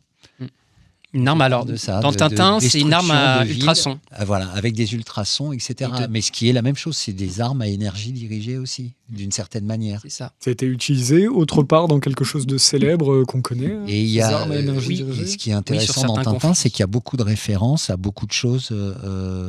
Voilà. Certains conflits où? Eh ben, la première utilisation de ce type de cette arme à énergie dirigée qui est connue, c'est l'invasion du Panama en 1989. Ah oui, donc on est encore avant. Mais oui, parce qu'il y en a beaucoup 12 ans avant. Il y en a beaucoup qui disent que c'est pas possible qu'ils aient utilisé ça pour la première fois en 2001. Est-ce que ça a été utilisé avant? Oui. Dans les années en 1989, il y a les témoignages de personnes qui racontent ce qui est arrivé aux soldats, à des gens, et ils décrivent des choses qui ne sont pas faites avec des armes conventionnelles. Voilà, c'est des armes. Vous avez aussi, alors ça a été fait après le 11 septembre 2001, vous avez un documentaire qui s'appelle Star Wars in Iraq, où, pareil, on a des chirurgiens qui racontent dans quel état arrive la population et aussi certains soldats. Ils décrivent des choses vraiment pas jolies, des choses qu'on ne fait pas avec des armes classiques qui seraient basées sur du cinétique ou de la thermique. On se retrouve vraiment avec des effets très, très complexes. Ok, selon le Sénat américain, vous pouvez aller voir sur le Committee of Veterans Affairs. Donc ça a été révélé que le complexe militaro-industriel et le gouvernement américain, pendant la guerre d'Irak, qui suit directement, je découvre là, donc allez vérifier ce que je mets aussi, ils ont utilisé des armes à énergie dirigée, y compris celles micro-ondes de forte puissance, ont été utilisées par l'armée américaine afin de perturber, détruire des systèmes électroniques irakiens, se peut qu'ils étaient utilisés pour contrôler les foules. Oui, il y a le Voice to Skull qui a été utilisé. Et tout ça, c'est que sur des trucs officiels. Oui, mais bien sûr. Mais comme on disait tout à l'heure, la plupart du temps, ça va être que les gens ne s'intéressent pas à ça. Il y a tellement d'infos. Non, mais c'est officiel. Moi, et puis après, ça fait peur ce que tu racontes, parce que les gens ils vont dire comment ça se fait qu'on ne nous l'a pas dit. Donc tu as aussi le Voice to Skull. Et c'est connu qu'il y a des milliers d'Irakiens qui se sont rendus. Septembre 2007. On leur a parlé, ils ont entendu une voix qui leur disait Allah te demande de te rendre, etc. Et le lendemain, les Américains racontent qu'il y a des milliers d'Irakiens, de soldats irakiens qui se sont rendus. Et ça, c'est quelque chose de très factuel. Enfin voilà, le voice to skull, ça fait partie de certaines techniques de combat. Et c'est une sorte d'arme à énergie dirigée, puisque tu diriges une certaine énergie, une certaine fréquence sur le cerveau de quelqu'un, et il entend des voix, il entend quelqu'un qui lui parle. C'est la même sur Wikipédia, alors que Wikipédia, on les connaît sur toutes les... Ils ont le terme complotiste. Mais c'est un truc de fou. Et là, c'est des trucs, le Sénat américain, c'était 2007, là, donc c'est la même année que J. Wood. Putain, 2 ans avant les révélations de Sybil Edmonds. Mais ce qui est moins connu, c'est que dès 89, c'était déjà le cas. Et même avant, en fait. Et oui, non, mais attends. C'est ça qui est fou. Parce armes à énergie dirigée. C'est après 2001. Non, même avant, ça a été utilisé. Officiellement, c'est 2007. Ils vont te dire qu'en 2003, c'est fait. Mais avant, ils les ont utilisés. Tu parles de Nikola Tesla, qui a été apparemment le premier à imaginer ça. Officiellement, les nazis travaillaient là-dessus. Le complexe militaire allemand, du coup, travaillait là-dessus en 1940. Pas de traces d'utilisation. Mais Tesla, il était déjà mort, non? Il est mort en quelle année? Tesla, c'est le 19e siècle. Ouais, fin 19e, 42. Début 20e. 42 Ouais, voilà. Vers par là, je crois, il a juste avant la. Donc, il n'y a rien de nouveau. Il n'y a rien de nouveau. Et juste recoller les morceaux. En 2001, manifestement. Et puis s'intéresser, tu vois, parce que même pour moi, c'est trop gros. Je veux dire, là, quand tu me parles de ça, arme à énergie dirigée, je me dis, mais de quoi il me parle? Et aujourd'hui, malheureusement, comme les gens n'ont pas connaissance de ce qui s'est passé plus tôt, ils pensent que arme à énergie dirigée, avec ce qui est passé, on a eu les incendies en Californie, etc., qui aurait comme un laser qui frappe, ou Hawaï, un laser qui frappe, ou Los Angeles, un laser qui frappe à un endroit pour mettre un incendie, etc. Et donc ils disent, mais c'est pas ce que je vois à New York, donc c'est pas une arme à énergie dirigée. Mais en fait, c'est un autre type d'arme, puisque à New York, on le voit, c'est même une arme qui n'a pas de chaleur, qui n'utilise pas la chaleur pour arriver à faire ce... Et on t'a coupé pendant que tu finis. Tu peux nous montrer les PowerPoint où on voit justement les débris, mais qui sont encore utilisés, mais retournés, où on les méconnaissables. Tu sais, il y en a un où tu mets les trucs sont tordus, tout ça. Je sais pas si tu vois. Excuse-moi, on t'a coupé. Non, je disais que, contrairement à ce qu'on peut croire, en 2001, il y avait une maîtrise parfaite de certaines armes, notamment celle-ci.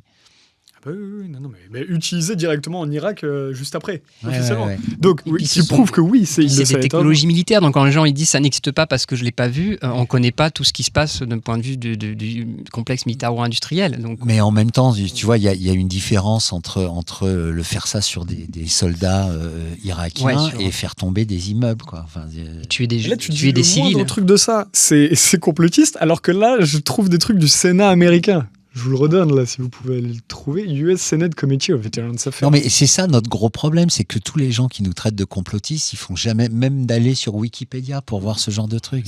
Ah oui, mais en plus, Wikipédia reparle, c'est ça le plus beau. Tout est libre, enfin voilà. Ah bah là, ça a 2 clics. Hein. Pour l'instant, hein, si vous regardez dans 100 ans, peut-être qu'ils auront tout censuré. Bon courage à vous. Mais qu'est-ce qu'on voit là à l'écran ? Ce qui est intéressant, c'est de voir que ce qui a fait penser à des personnes que ça pouvait être une forte chaleur qui était en jeu, c'est de voir ça. C'est-à-dire comment on peut plier de l'acier comme ça, de manière lisse. On voit carrément un tapis, comme un tapis, on enroulerait un tapis, mais avec de l'acier. On ne peut pas faire ça normalement. On se dit, il faut que de la chaleur. Alors, ce qui se passe en fait, c'est que ce phénomène-là, il y a quelqu'un qui a réussi à le faire dans son labo. Il a repris les travaux de Tesla. Il s'appelle John Hutchison, c'est un Canadien. The top 2 are from the WTC, the bottom 2 are John Hutchison's work. And this video's kind of unique. You can see the solid bar of steel wiggling on the table. There's another one where it does sit-ups. He plugs this into a regular wall outlet. What he does is create a static field, and within the static... Et il a appliqué, encore une fois, des fréquences, certaines fréquences, et il a réussi à, je parle de photo là, mais avec par exemple une paire de ciseaux, il a réussi à complètement déformer la paire de ciseaux. Et en fait, l'effet Tesla-Hutchison, il va permettre, quand on voit qu'est-ce qui est observable à la suite de cet effet, on retrouve exactement ce qui se passe sur le World Trade Center. Voilà, on a les poutres, tout ce qui est poutres qui va se courber. On n'a pas besoin forcément d'avoir de la chaleur. Mais encore une fois, on raisonne avec ce qu'on croit connaître. Donc nous, on nous a toujours dit l'acier, ils font à 1000, 1500 degrés. Si je veux le déformer, il faut forcément que j'applique une chaleur dessus. Ce n'est pas le cas, en fait. Il y a des phénomènes qui existent, qui permettent de le faire à température normale. Qu'est-ce qui va pouvoir nous montrer qu'il n'y avait pas de forte chaleur ? C'est qu'en fait, quand le nuage de poussière va parcourir Manhattan, on nous dit qu'il était tellement chaud, ce nuage, qu'il a mis le feu à certaines voitures. Parce qu'il y a plein de véhicules qui vont prendre feu. Mais en fait, ce qui se passe, c'est que les véhicules vont effectivement, pour certains, avoir une combustion spontanée, d'accord ? Mais on ne comprend pas pourquoi la population qui est en train de courir, parce qu'elle essaye de s'échapper de ce nuage de poussière, comment ça se fait que ces personnes-là n'ont pas été brûlées ? On a énormément de photos de cette époque où on voit bien les personnes on voit bien qu'elles ne sont pas en train de brûler, la poussière n'est pas en train de leur abîmer le visage. Au contraire, elles vont même déclarer que le nuage de poussière était frais. Donc ça vient un peu embêter la piste de la forte chaleur. Et il y a d'autres éléments comme la matière organique. On va retrouver beaucoup de matière organique dans les débris. Normalement, si vous avez une forte chaleur, vous cassez tout, vous détruisez tout. On va retrouver énormément de matière organique. Je t'ai dit tout à l'heure qu'on a retrouvé une armoire métallique. Et bien dans cette armoire métallique, tu sais ce qu'il y avait dedans ? Du papier. C'est-à-dire qu'il y avait encore un classeur avec du papier. Donc l'armoire métallique est toute rabougrie. Donc on se dit, oh là là, elle a dû subir une forte température. Mais comment c'est que le papier, il a tenu ? Tu vas retrouver des éléments qui ont fusionné entre eux, alors qu'ils n'ont rien à voir ensemble. C'est impossible. On va retrouver une page de Bible, j'ai la photo, on va retrouver une page de Bible qui a fusionné sur du métal fondu. Mais c'est impossible. C'est possible à partir du moment où tu fais un changement de structure moléculaire. Exactement. Donc juste pour en terminer d'ailleurs sur les armes à énergie dirigée, là, on a plein d'articles. Le docteur Bernard Fontaine qui en parlait en disant que effectivement, ce serait une opportunité pour notre défense. Et alors là, le plus beau, c'est on n'a pas de mal à parler d'armes à énergie dirigée. Même TF1 en a parlé pour ce que développent les Chinois. Donc quand c'est les vilains méchants chinois, on n'est pas pro-chinois, on n'allait pas dire ça, etc. On est pro-personne, on est pro-vérité. Recherche de la vérité. Mais on n'a pas de mal pour les Chinois à dire qu'il y a des armes à énergie dirigée, mais nous, ça n'existe pas en France. Ou aux États-Unis. Sinon. Oui. Incroyable. Si les Chinois le font, j'imagine que les Américains aussi. Pour revenir à ces histoires de manque de débris, etc., en fait, il suffit de regarder les images en fait, pour comprendre pourquoi à la fin, il n'y a rien. C'est pas parce que ça a été rapidement envoyé en Chine ou sorti en douce, etc. Il suffit de regarder les images encore une fois. Il y a encore plein d'images d'archives qui circulent. Là, je vous en propose quelques-unes, des vidéos que vous pouvez retrouver où vous allez voir vous-même le phénomène que Judy Wood a appelé en anglais dustification, donc en français poussiérisation. Vous allez voir vous-même, vous pouvez suivre un élément de la tour jumelle qui tombe et vous allez voir sous vos yeux qu'il est en train de partir en poussière. Ce n'est pas de la poussière qui s'est déposée sur l'élément et qui se décolle. On voit bien que c'est l'élément en lui-même qui se poussiérise et la plupart des éléments ne toucheront jamais le sol. Il y en a quelques-uns qui vont toucher le sol parce que vous avez vu, il y a quand même quelques débris, mais la majorité des éléments vont partir en poussière. Regardez cette vidéo. Vous pouvez fixer un objet et en fait, ça part en poussière. Et à la fin, il n'y a rien. Et comme tu dis, il ne reste pas beaucoup de temps. Je ne reviendrai pas sur l'impact sismique, mais imaginez aussi si on avait une démolition contrôlée conventionnelle ou un effondrement par gravité, ça aurait dû faire un boucan et un relevé sismique impressionnant. Or, pour les tours jumelles et le bâtiment 7, ça ne correspond pas à la hauteur des bâtiments. C'est-à-dire que pour les 2 tours jumelles, c'est comme si c'était des bâtiments de 20 étages qui étaient tombés, et pas alors qu'elles faisaient 110 étages. Et le bâtiment 7, il n'y a pratiquement rien. C'est comme si c'était...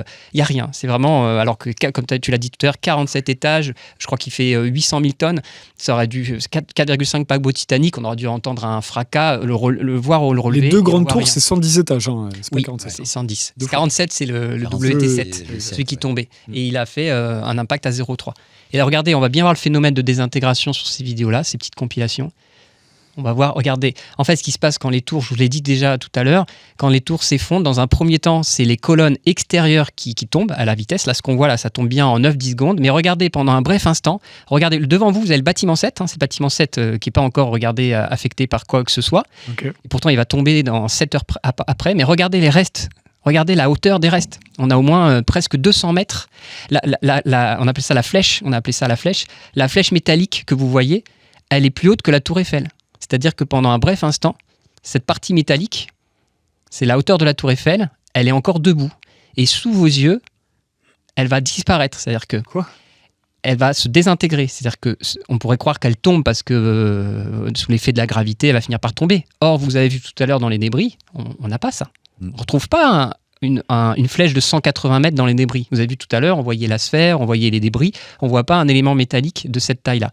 Regardez ce qui lui arrive. On le voit bien là, vous allez voir. On va encore voir sur l'autre vidéo. Regardez, ça se désintègre, tu vois. Hop, tu vois, c'est pchit, pouf. Ça fait froid dans le dos. Donc on comprend aussi pourquoi des gens ont pu s'en sortir, puisque si ça se désintègre, on peut imaginer que le processus, ils étaient à un endroit, ils devaient se situer en dessous de cette flèche-là. Là, les 16 qui ont survécu dans la tour, là, ils devaient se retrouver pile poil en dessous de cette flèche qui a été finie dans un deuxième temps. Regardez. Je vais le mettre à côté, on va le voir pareil. On va voir le phénomène de désintégration de la flèche. Donc elle fait, je crois, c'est ça, à peu près, peut-être pas 180 mètres, beaucoup plus, parce que la tour Eiffel, je crois, elle fait plus de 180 mètres. Regardez là.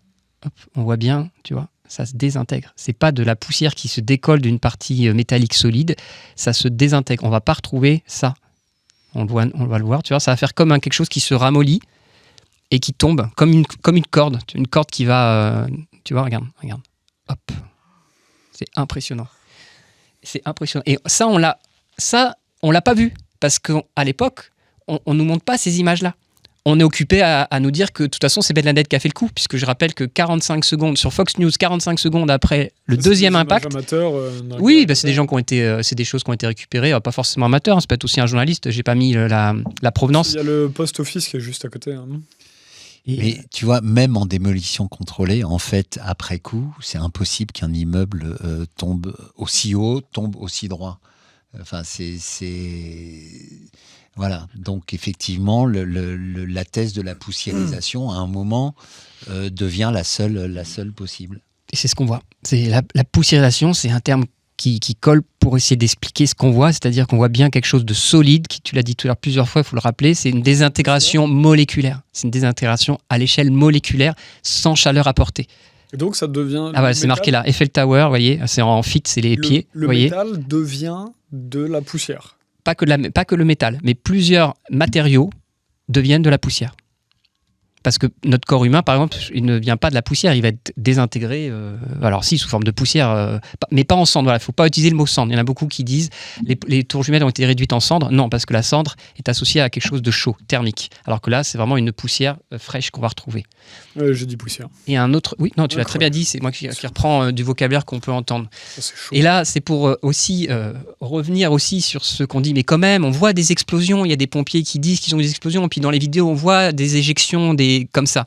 Oui, sauf qu'en fait, si vous faites les calculs, si vous imaginez que la tour jumelle, à la vitesse à laquelle elle s'effondre, quand vous faites une correspondance pour voir à quelle vitesse à l'intérieur les matériaux vont se retrouver comme un effet piston, et ben vous vous rendez compte que c'est comme si vous aviez à l'intérieur des bâtiments, c'est comme si vous aviez un ouragan de catégorie 5 qui s'engouffre dans cette structure-là, et donc en effet piston, les vents sont tellement forts que normalement les objets, les chaises, les bureaux, on l'a dit tout à l'heure, tout ça c'est encore resté à l'intérieur, personne n'est parti avec sa chaise et son bureau, normalement ça aurait dû être projeté. C'est-à-dire que les vents sont trop forts, ça fait sortir par les fenêtres les objets. Ce n'est pas ce qu'on voit. On ne voit pas de chaises, de bureaux sortir. Et surtout, plus vous allez descendre, plus vous allez vite, et donc vous avez des vitesses énormes qui sont atteintes. Donc on atteint un Mach 1, c'est énorme. Et donc on aurait dû voir ces éjections de plus en plus grosses au fur et à mesure que ça descend. Et on aurait dû voir, en fait, ce qu'on appelle des tours mitraillettes. On aurait dû voir des débris arroser tous les alentours, et on aurait dû retrouver autour des bâtiments complètement défoncés. Ce n'est pas ce qu'on voit. Les petites éjections n'apparaissent pas à tous les étages aussi. Il y a beaucoup de gens qui pensent que tous les étages sont concernés. C'est pas vrai. C'est que sur quelques étages qu'on va voir ces petites éjections de poussière sortir. Ça peut s'expliquer autrement, mais je vais pas revenir là-dessus. D'ailleurs, à propos du ouragan, il n'y avait pas une anecdote au sujet d'un ouragan? Si, c'était marqué effectivement dans les différents éléments qui se sont passés ce jour-là. Effectivement, il faut le savoir. C'est très peu connu, même les Américains ne sont pas au courant, mais ce jour-là... Et même les thèses complotistes n'en parlent pas. Exactement, pareil, ça aussi, c'est fou. Il y avait un ouragan.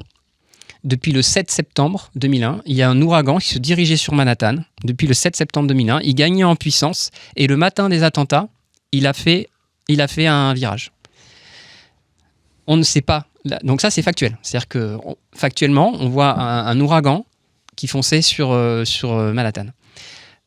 On ne sait pas s'il avait un lien, s'il avait une utilité dans les attentats. Ce que propose Judy Wood, c'est que ce qui est bizarre, c'est que peu d'Américains sont au courant. Il y a peu d'Américains, si vous tapez sur Internet ouragan Erin, vous allez vous retrouver avec l'ouragan Erin de 2025. Il y a eu un ouragan qui s'appelait Erin l'année dernière, et je crois peut-être une autre année, mais vous allez trouver très peu de billes sur l'ouragan Erin de 2001. Et les bulletins en ont très peu parlé aussi. C'est bizarre. Parce que normalement, Manhattan, en fait, est une ville qui est située par rapport à la rivière Hudson, elle est un peu plus basse, et normalement, si un ouragan arrivait, l'Hudson pouvait déborder et inonder Manhattan. Et donc, il y a des procédures d'évacuation qui existent. D'ailleurs, il y a quelques années avant le 11 septembre, il y a eu des procédures appliquées parce qu'il y avait des ouragans qui menaçaient. Là, c'est bizarre. À aucun moment, on nous a parlé de ça. Et ce qui est fou, parce que si on savait qu'il y avait un ouragan, peut-être que, comme certains disent, ça aurait pu faire annuler les attentats, puisque s'il y avait un ouragan, vous ne faites pas décoller les avions, et s'il n'y a pas d'avion, on fait le circuit, il n'y a pas d'attentat. Et donc, il y avait un ouragan qui est arrivé ce jour-là, et il a fait demi-tour. Donc, on ne sait pas à quoi il a servi, mais ce que propose Judy Wood, c'est que comme il a été invisibilisé dans les médias, elle pense qu'il avait une utilité peut-être dans le mécanisme en place ce jour-là, dans la technologie. Mais ça reste, encore une fois, une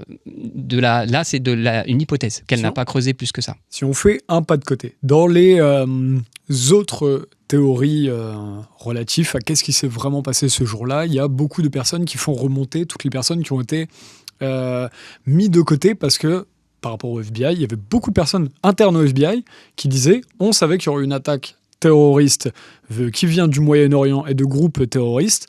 On n'a pas été écouté. Sibel Edmonds a été réduite au silence pendant 7 ans avant de pouvoir parler. Il y en a un qui a eu un ancien directeur du FBI qui alertait là-dessus, qui n'était pas écouté, qui a choisi de démissionner. Il a été mis dans les tours et il est mort dans les tours le jour du 11 septembre. Et il y a beaucoup de théories comme ça où on voit quand même une implication des groupes terroristes supposés. Qu'est-ce que vous deux, vous pensez de cela? Ou est-ce que vous ne croyez plus du tout à des implications de groupes islamistes terroristes? Tu veux commencer? Vas-y, j'y vais. Pour moi, ça fait partie de la programmation qui a été mise en place pour faire accepter au public qu'il y aurait une attaque de type Pearl Harbor. Tout à l'heure, au bon tweet, on a parlé que le Pearl Harbor... on sait très bien que c'est quelque chose qu'on a laissé faire. Le gouvernement américain a laissé sa base se faire attaquer pour susciter l'indignation par les Japonais, donc l'attaque japonaise, pour que le public soit retourné et accepte l'entrée en guerre des États-Unis. Enfin, c'est ce qu'on nous a appris à peu près, on va dire. Et là, pour moi, alors après, il faut mesurer toutes les informations. Si tu veux, on pourra peut-être parler aussi des avions pour que tu te rendes compte qu'en fait, à aucun moment, il y a une preuve qu'un pirate de l'air est monté dans un avion et a détourné un avion. Donc pour moi, toutes ces histoires-là de personnes, elles ont beau avoir, je pense que c'était honnête, c'est-à-dire qu'elles avaient vent qu'il y allait quelque chose qui allait devoir se passer, mais pour moi, ce sont des fausses suites qui ont été mises en place pour faire accepter la piste alternative du Pearl Harbor. C'est-à-dire que le gouvernement savait, ce qu'on nous dit, que George Bush avait des alertes, etc., mais qu'il a laissé faire. Je pense que ça fait partie du récit pour justement récupérer les récalcitrants. Ceux qui vont avoir des doutes sur le récit officiel, ils vont pouvoir s'enfermer dans le inside job de se dire on a laissé faire de l'intérieur pour pouvoir sidérer les Américains et derrière déclencher la surveillance de la population et les guerres. Donc ça, c'est une piste de curiosité dans laquelle tu dis qu'ils auraient pu envoyer des signaux à des internes du FBI pour se dire qu'il y a une affaire qui viendrait du Moyen-Orient, etc. Pour préparer les consciences, comme les médias mainstream ont préparé le public américain à ce que Ben Laden soit l'épouvantail ou Saddam Hussein. Il y a énormément d'informations avant les attentats qui conditionnent la population américaine à ce que ça soit une attaque terroriste de ce type-là. Waouh, ok. Ça ne veut pas dire que ces gens-là n'étaient pas sincères dans les infos qu'ils avaient, mais on a pu faire exprès de faire une fuite. Et je rejoins sur cette manière de faire. C'est comme ça qu'est née la rumeur de chaleur intense sur le 11 septembre. Il n'y a aucune preuve qui montre cela. Il y a beaucoup de gens qui parlent de métal en fusion, etc. Ça s'explique bien autrement. Et en fait, quand on creuse, on se rend compte que ceux qui ont fait partir ces rumeurs de chaleur intense, c'est souvent le FBI et la FEMA qui s'occupaient de nettoyer le terrain. Donc il suffit qu'il y ait un agent qui le dise pour que ça soit répété par les pompiers, etc. et qu'il soit répété jusqu'à Rudy Giuliani, le maire de New York à l'époque, qui dit on m'a dit que dans les sous-sols, il faisait jusqu'à 1000 degrés, etc. Mais il n'y est pas allé et il va juste répéter quelque chose parce qu'un officiel lui a dit. Tu voulais rajouter un truc sur ce point ? Non, ouais. Et tu partages son hypothèse ? Oui, carrément. Intéressant. D'autant plus que, on sait très bien que, notamment, j'avais fait une chronique sur Toxin où je parlais justement de la réactivation de l'islam radical pour les intérêts occidentaux, où j'avais montré justement une de The Independent dans les années 80. Très bien, cette chronique. Où on voit Ben Laden présenté comme un combattant de la liberté. Parce qu'à l'époque, il se battait en Afghanistan, qui était tenu par les soviétiques, etc. etc. Donc, la thèse même de l'ennemi public numéro 1, si tu veux, comment dire, ça pue la manipulation. Fut un temps, c'était un allié. Voilà, donc ça sert, ce sont des gens qui servent à un moment à agiter une espèce d'épouvantail, etc. Et ça peut effectivement permettre d'induire en erreur pas mal de gens, même les complotistes d'ailleurs. Oui, parce que c'est vertigineux derrière. Et ça, je le confirme. Voilà. Ce qui est vertigineux, on en parlera dans la conclusion tout à l'heure au moment de finir, mais j'aimerais qu'on aille après sur en quoi les États-Unis auraient pu vouloir détruire le World Trade Center, et il y a énormément de raisons. On en parlera dans la conclusion tout à l'heure. Mais vas-y, finis. Quels sont les points que tu aimerais qu'on aborde encore avant la fin de l'entretien ? On peut revoir au niveau de certains faits importants. On a par exemple l'aspect des véhicules, en fait, qui est intéressant, puisque quand on regarde ça, j'ai même demandé à un pompier, j'ai interpellé un pompier, vu qu'on voit dans quel état à droite, vous voyez le camion de pompier, dans quel état il est. J'ai demandé à un pompier qui a l'habitude quand même d'aller dans des incendies, etc. J'ai demandé à un pompier dans quel état est le camion, et je lui ai demandé, pour vous, expliquez-moi, quel phénomène peut faire ça. Est-ce que vous avez déjà vu ça Voilà, je lui ai demandé, est-ce que de votre vécu ou par votre vécu... Il t'a dit, en 30 ans de carrière, j'ai jamais vu ça. Non, ils répondent pas, les gens, malheureusement. Malheureusement, ils répondent pas, parce que c'est sidérant, en fait. Ils répondent pas. Ils se disent, mais qu'est-ce qu'il me veut, lui ? Qu'est-ce qu'il cherche ? Et il va se cacher derrière, mais j'ai des collègues qui sont morts, un peu de respect pour les victimes. Mais il ne m'a pas répondu, alors que moi, j'étais avec ma casquette de scientifique, et je lui ai dit, d'ailleurs, est-ce qu'on peut mettre de côté qu'il y a eu des victimes ? Tu parlais du 11 septembre ou... La personne, oui, c'est la personne, en fait, qui a partagé ça. Ouais. Un pompier, en fait, c'est un pompier qui a partagé ça pour dire, regardez la violence qu'ont subi mes collègues. Et donc, je lui ai dit, alors, j'ai mis toute chose par respect pour vos collègues, on met ça de côté, il n'y a pas de souci.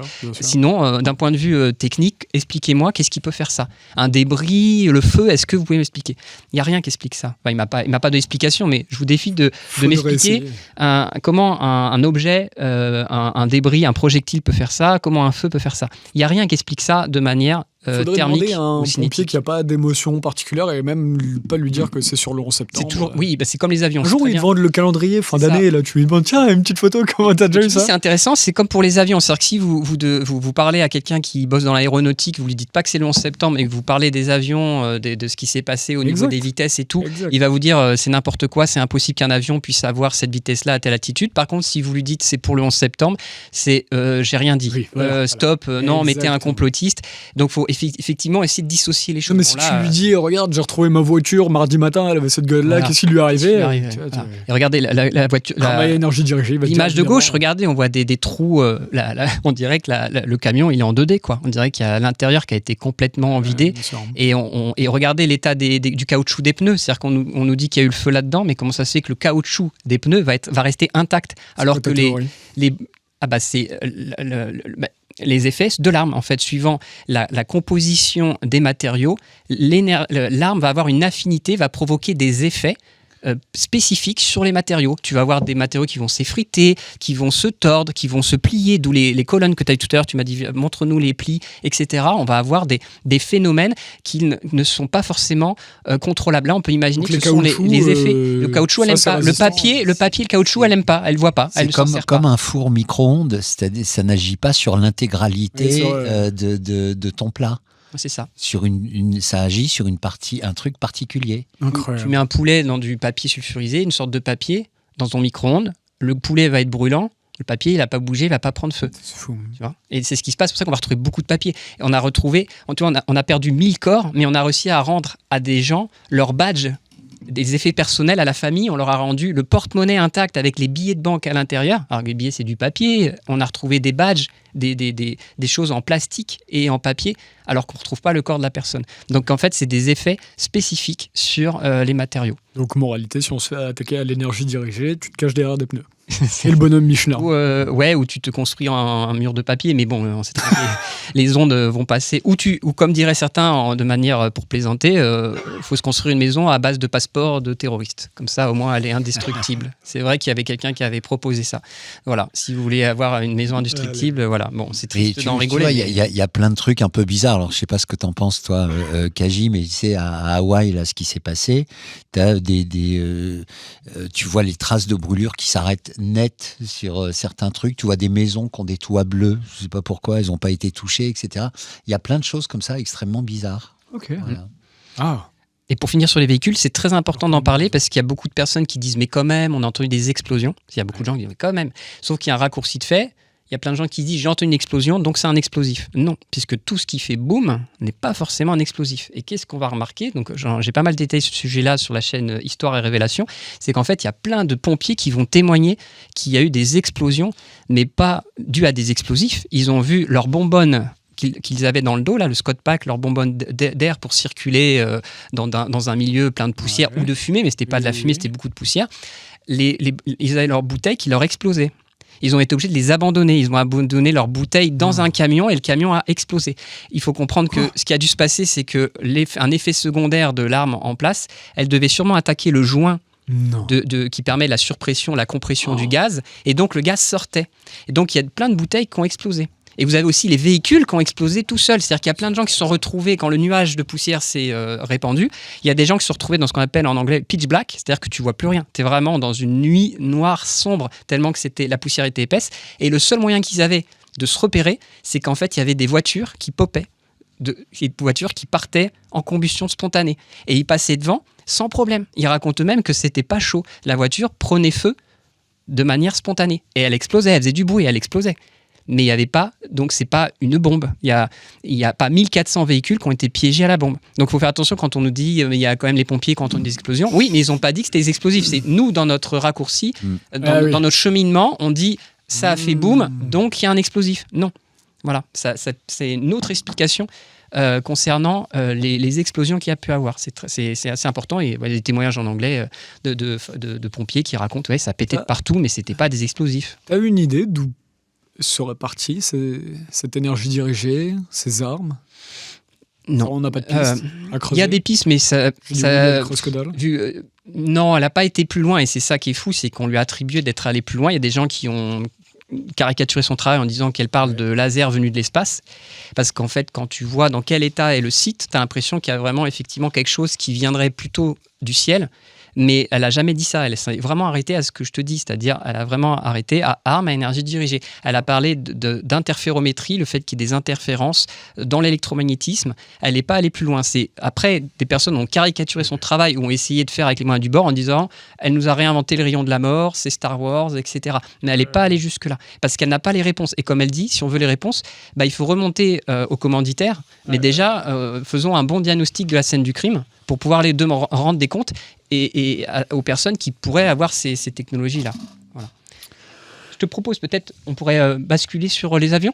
On a le temps pour un dernier point. Vas-y. Donc, si c'est ça qui te... Est-ce qu'il y avait un point que tu voulais aborder en particulier ? Non. C'est très intéressant, les avions. Ça, je te le confirme. Les avions, c'est très intéressant aussi, effectivement, et je voulais en parler. On n'aura peut-être pas le temps d'être exhaustif, mais vas-y. Oui, voilà, mais c'était... Lance des pistes. Ce qu'on peut dire aussi, c'est qu'il y avait... Je rappelle aussi que ce qu'on a vu sur le World Trade Center, il y a la même chose à Shanksville. Shanksville, c'est la campagne où il y a en Pennsylvanie où il y a un avion qui soi-disant aurait été on va dire enfoncé dans le sol. Voilà, les passagers se seraient révoltés contre les pirates de l'air et l'avion le 4e avion aurait fini dans la campagne. Du nez, quoi. Voilà, que ça soit à cet endroit-là ou au Pentagone, on va retrouver le même processus énergétique. C'est-à-dire qu'il y en a beaucoup qui disent « Ok, je comprends, je suis d'accord avec le World Trade Center, ça me paraît évident que c'est une arme à énergie dirigée, je le vois bien. Par contre, on est d'accord que pour le Pentagone, c'est un missile. » D'ailleurs, je pense que la plupart ça a été une de mes premières réactions quand on en a parlé avec Kaji. J'ai dit « Bon, ok, d'accord, mais le Pentagone, c'est un missile. » Et c'est ça. Et en fait, je vais en profiter pour le partager ici. Le Pentagone, Pentagone et Shanksville, on va retrouver les mêmes effets. Là, je vous partage une vidéo qui circule beaucoup pour nous dire que c'est un missile. En fait, la vidéo qui circule en vous montrant un missile, c'est un fake. À droite, je vous ai mis la vidéo originale. En fait, c'est une vidéo qui est très connue du Pentagone pour nous montrer à quoi il ressemble. Je ne sais plus si c'est une vidéo d'un documentaire ou d'une publicité. Et en fait, on se rend compte que l'image qui circule, vous allez voir le missile apparaître là, clac. Vous avez vu là en bas, on a vu un missile arriver. Elle est utilisée pour faire croire que c'est une image du 11 septembre et que ça nous montre la preuve visuelle qu'il y avait un missile. Sauf que c'est faux. Là, c'est exactement, vous avez vu, en fait, c'est un montage. C'est-à-dire que les deux vidéos se superposent parfaitement.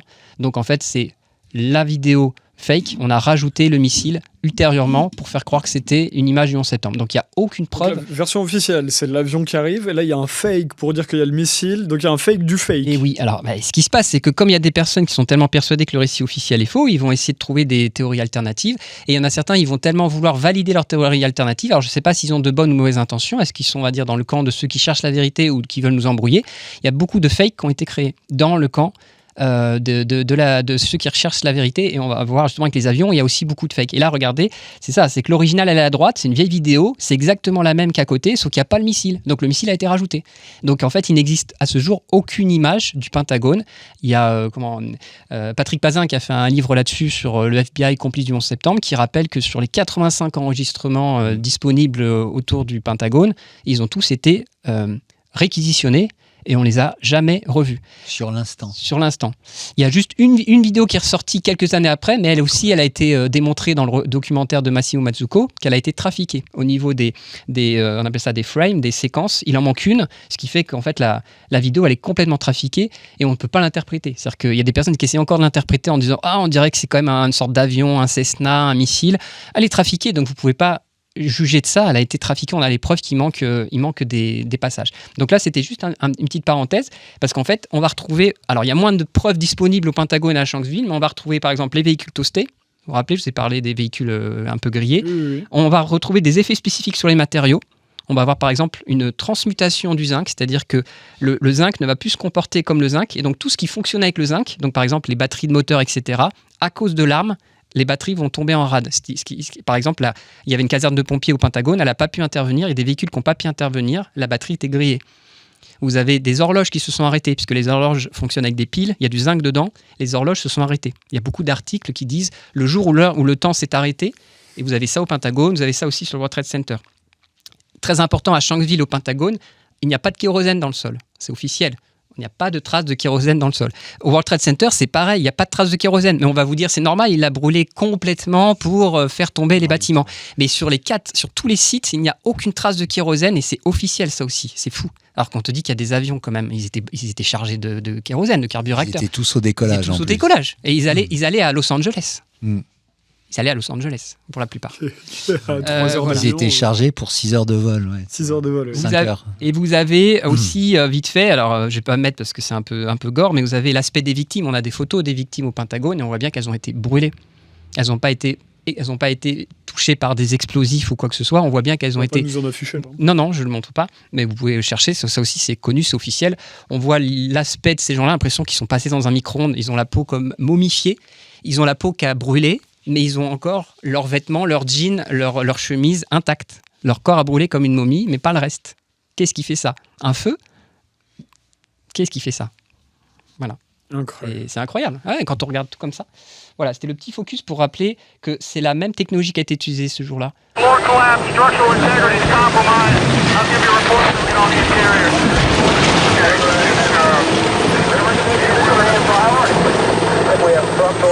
Donc c'est le même, on va dire, les mêmes commanditaires. Il n'y a pas 2 équipes. Parce que ça peut être une théorie pour certains de dire non, mais il y a 2 équipes. Il y en avait une sur le World Trade Center, une autre au Pentagone. Donc il n'y avait pas 2 équipes en jeu. C'est le même modèle. Donc la transition est bien faite pour les avions parce que les avions, c'est pareil, il va y avoir beaucoup de fakes pour nous embrouiller. Je vais aller assez vite là-dessus. Il va falloir conclure, mais vas-y. Et après, on pourra en reparler en conclusion. Donc, je ne reviens pas sur la démarche. Les personnes ont bien compris qu'il faut revenir à répondre à des questions essentielles et regarder soi-même les éléments. Et donc, par exemple, pour les avions, quelque chose de simple à se poser comme question, c'est quand même, est-ce qu'il y avait quelque chose ou pas dans le ciel ? Parce que je te fais un petit débrief, Romain, sur ce qui existe en termes de théorie sur les avions. Tu as le récit officiel, je ne vais pas le refaire, 2 avions dans les bâtiments, des détournements faits par des terroristes. Mais il y a donc des gens qui se sont dit, c'est pas possible, il y a des choses qui ne vont pas, il y a des anomalies. Donc, il y a des théories qui sont nées. En gros, il y a une théorie, c'est déjà de nous dire il n'y avait peut-être pas d'avion. En fait, on nous a peut-être menti, c'est peut-être la télé qui a manipulé les images, etc. Donc déjà, pour essayer de voir si cette théorie tient la route ou pas, c'est la question simple à se poser, c'est est-ce qu'il y avait quelque chose à voir dans le ciel ? Et en fait, ce qui se passe, c'est qu'en fait, on se rend compte ce jour-là, il y a déjà plein de témoins oculaires.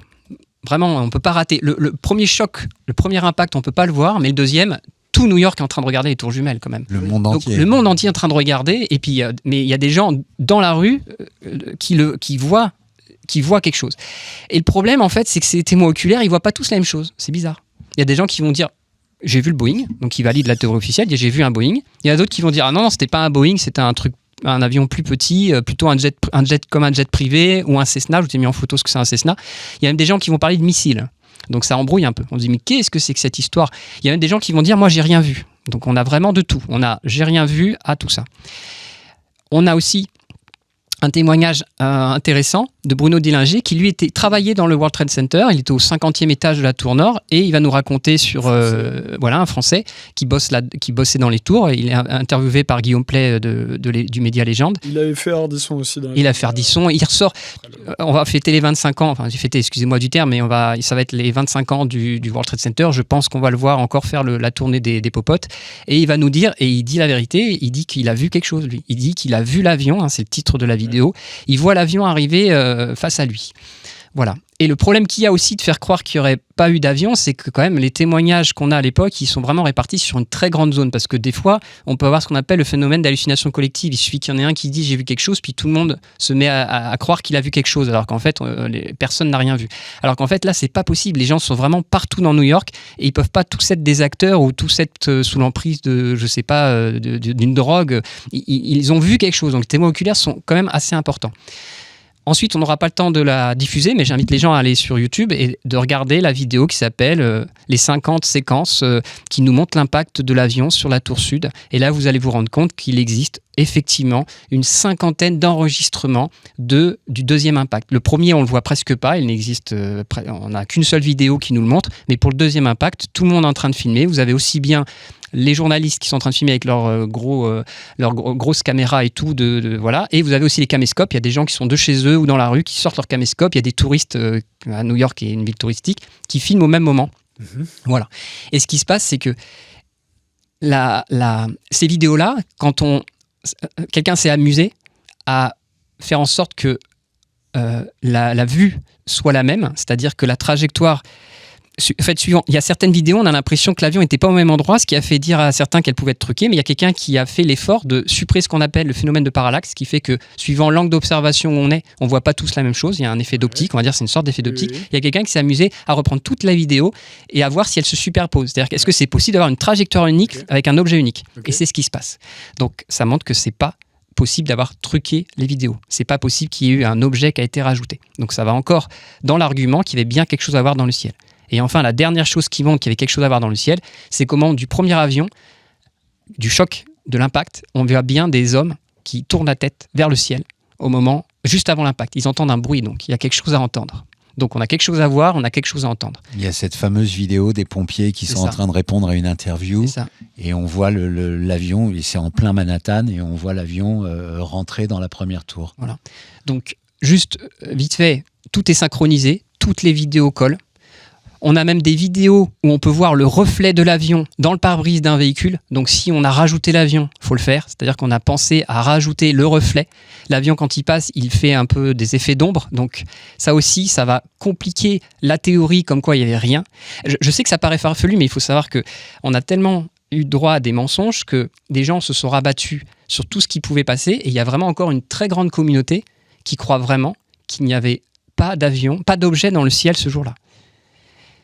C'est important parce que si quelqu'un nous écoute comme ça, qui prend le sujet en route, il dit, mais qu'est-ce que c'est que cette histoire qu'il n'y aurait pas d'avion? Forcément qu'il y avait des avions, etc. Alors la première partie, on se dit, mais non, mais c'est évident qu'il y avait quelque chose à voir. Mais vous allez voir la deuxième partie qui permet de comprendre pourquoi il y a des personnes qui se sont dit, c'est pas possible qu'il y avait des avions. Et c'est même ma conclusion, il n'y en avait pas de vrais avions. Mais il y avait quelque chose à voir dans le ciel. C'est le fait que, donc il y a aussi quelque chose qui montre qu'il y avait des choses à voir dans le ciel, c'est les photographes. On parle beaucoup des vidéos, mais il ne faut pas oublier qu'il y avait aussi les photographes qui ont sorti leur appareil et on a plein de photographies de l'objet qui arrive dans le ciel. Et ça ressemble quand même à un avion. Ça ressemble quand même à un avion. Et elles ne sont pas truquées, c'est impossible de tout truquer. Donc la conclusion de ça, c'est de dire que oui, il y avait quelque chose à voir dans le ciel. Donc ce ne sont pas des montages, c'est véridique. Par contre, il faut continuer à continuer de creuser. Il faut continuer de creuser pour ne pas s'arrêter là. Pour pas se dire juste, ce sont des Boeing, le sujet est clos. Pour les avions, après, encore une fois, les émissions, j'ai fait pas mal d'émissions sur ce sujet avec le Front médiatique et puis avec Nicolas Bouvier. La conclusion qui s'impose sur les objets, c'est qu'il y avait bien quelque chose à voir dans le ciel, c'est indéniable. Il y avait aussi du bruit. Il y a un souci avec ce bruit, c'est qu'il n'est pas assez conséquent par rapport à la vitesse et à l'altitude à laquelle était l'objet. Suivant l'endroit où étaient les gens, ils n'ont pas vu la même chose. On voit sur certaines vidéos, c'est ça qui va faire dire aux gens qu'il n'y avait pas de vrais avions et que c'était des montages, c'est qu'on va voir que sur certaines vidéos, pas toutes, on a une aile, parfois les deux, qui vont disparaître. On a même des vidéos où l'aile va même réapparaître. On ne comprend pas pourquoi. Si c'est un vrai objet, c'est pas possible. Ça n'a rien à voir avec la compression, parce que ça aussi, ça peut être une théorie de dire oui, mais comme tu as comprimé ta vidéo, tu peux diminuer la qualité et faire disparaître une aile. Ça ne fonctionne pas, puisqu'on va retrouver ce problème d'aile sur des vidéos de journalistes qui ont des caméras de très haute définition, etc. On va se rendre compte qu'il y a des enregistrements de vidéos qui n'ont pas rajouté un objet, mais qui l'ont modifié. C'est-à-dire que sur certains enregistrements, on voit que l'objet, on ne ressemble pas vraiment à un avion. Il lui manque les ailes. Il y a des objets où on voit, ça ne ressemble pas à un avion, on dirait un mini-drone. Et en fait, les enregistrements vont être retouchés, ceux qui circulent maintenant, pour qu'on voit vraiment un avion. Donc on voit les modifications ultérieures. Et il y a un souci avec l'impact. C'est ça qui a fait dire aux gens que c'est pas possible qu'un avion ait fait ça. C'est que quand on prend les lois de la physique, la loi de Newton, c'est pas possible. La vitesse de cet avion-là, quand il rentre dans un bâtiment pareil, il doit se fracasser et on doit voir des débris qui s'écoulent. On ne voit aucun débris. Donc forcément, je laisse ouvert à la discussion, mais pour toi, qu'est-ce que ça peut être? S'il y avait quelque chose à voir dans le ciel, mais que c'est pas un avion, qu'est-ce qui peut te rester comme solution? Il n'en reste une seule. C'est la technologie de projection que je mets juste comme ça en mode très vague. Je n'utilise pas forcément des mots comme hologramme, etc. parce que hologramme, ça pourrait déjà être une explication. Mais en gros, c'est la seule possibilité. Si quelqu'un en voit une, je veux bien. Merci Kaji pour le temps que tu as pris là-dessus et encore on pourrait continuer à débattre. Qu'est-ce que tu penses de ce qu'il a dit avant d'aller sur la conclusion? Moi je suis parfaitement d'accord. En fait, tu as des images, alors tu as des gens qui disent oui mais avec la vitesse c'est possible, mais un avion en aluminium qui vient s'écraser sur des poutres en acier, tu sais, les images qu'on nous montre qui sont très très impressionnantes, c'est que c'est rentré comme dans du beurre et ça a fait les dessins comme dans les dessins animés, tu sais, quand Will le coyote rentre dans une montagne, il y a sa silhouette qui est dessinée. Et ben ils ont dessiné la silhouette de l'avion. C'est totalement impossible. C'est quand un avion se prend un oiseau, déjà son nez il est explosé.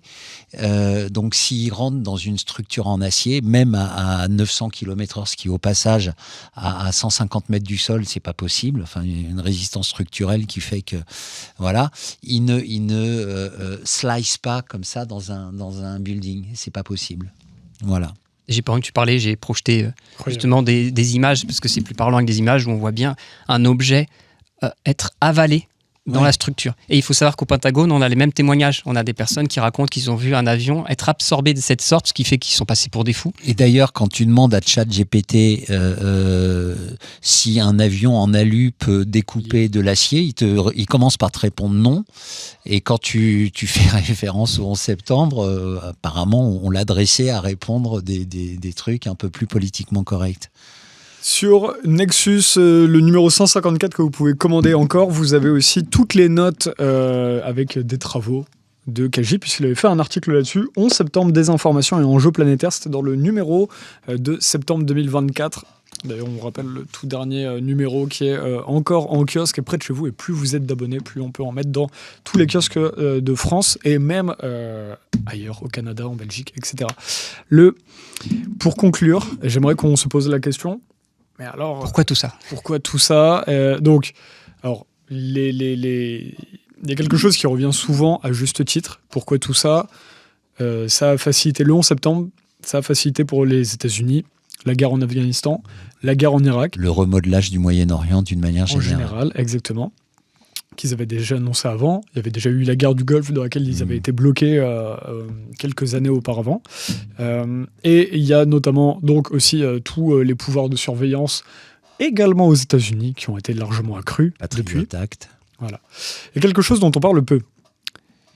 Moi, je m'étais toujours posé la question. Mais si c'était le centre névralgique de l'économie américaine, pourquoi ils l'auraient détruit ? Personne n'a jamais répondu à cette question. C'est là où c'est extrêmement intéressant d'aller, parce que c'était là où étaient toutes les entreprises principales de trading, de finance.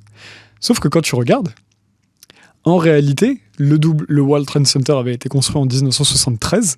Même avant, je crois que c'est même avant. Bah, il commence à être construit, mais il est utilisé à partir de 1973. Ah, ok. Il a mis une dizaine d'années, je ne sais plus combien d'années, à construire complètement. Et en fait, le monde en 1973 n'est pas du tout le même. La finance a complètement explosé. Et en fait, la façon de faire du trading n'était plus du tout la même. Et ça, ils n'ont même pas reconstruit de World Trade Center après, ou l'équivalent. Donc là où c'est très intéressant, c'est quand tu regardes également les travaux qu'il y avait, problème d'amiante, système mécanique, chauffage, clim, ascenseur, tout était obsolète, à changer. Travaux constants, réparer la technologie interne, colonnes périphériques qui étaient corrodées, les systèmes électriques et la sécurité d'incendie qui étaient à revoir. Le total pouvait représenter des milliards de travaux, et notamment des dizaines de millions par an. Le désamiantage de chacune des tours, il y avait une facture, c'est dans le documentaire de Masao Matsuko, $1 milliard juste pour désamianter. Voilà, mais comme tu dis, il y avait d'autres problèmes, comme le bâtiment était vieux, c'était des puits thermiques en termes de chauffage et tout. Donc, comme tu dis, on n'a pas essayé de reconstruire la même chose. C'était une bonne occasion de faire changer ça. Je veux rebondir sur ce que tu disais. C'est-à-dire que là, les terroristes... Non, mais quand on va plus loin, ça veut dire que les terroristes... Ils ont rendu service. Ont rendu service économiquement aux États-Unis. Putain, ils sont gentils quand même. Et surtout, Larry Silverstein, il y a quand même beaucoup de trucs. Larry, maintenant, a eu beaucoup de chance parce qu'il avait vraiment récupéré un bâton merdeux et il en a fait 7 milliards de... En avril 2001, il récupère le bail de ces tours jumelles et de la tour 7. C'est-à-dire que normalement, elles n'étaient pas possibles. Il y avait un deal comme quoi le bail ne pouvait pas être cédé. En avril, il le récupère. Il raconte ça. Il est, encore une fois, 2001. Il venait de l'acheter. Il a renégocié. Il est sur son lit à l'hôpital. Il est sous morphine. Il le raconte. C'est officiel. Il raconte qu'il est sous morphine et tout. Il dit qu'il s'est battu pour rester lucide, pour pouvoir signer, qu'il avait en tout prix envie de signer. Donc, on voit le storytelling qu'on nous met en place.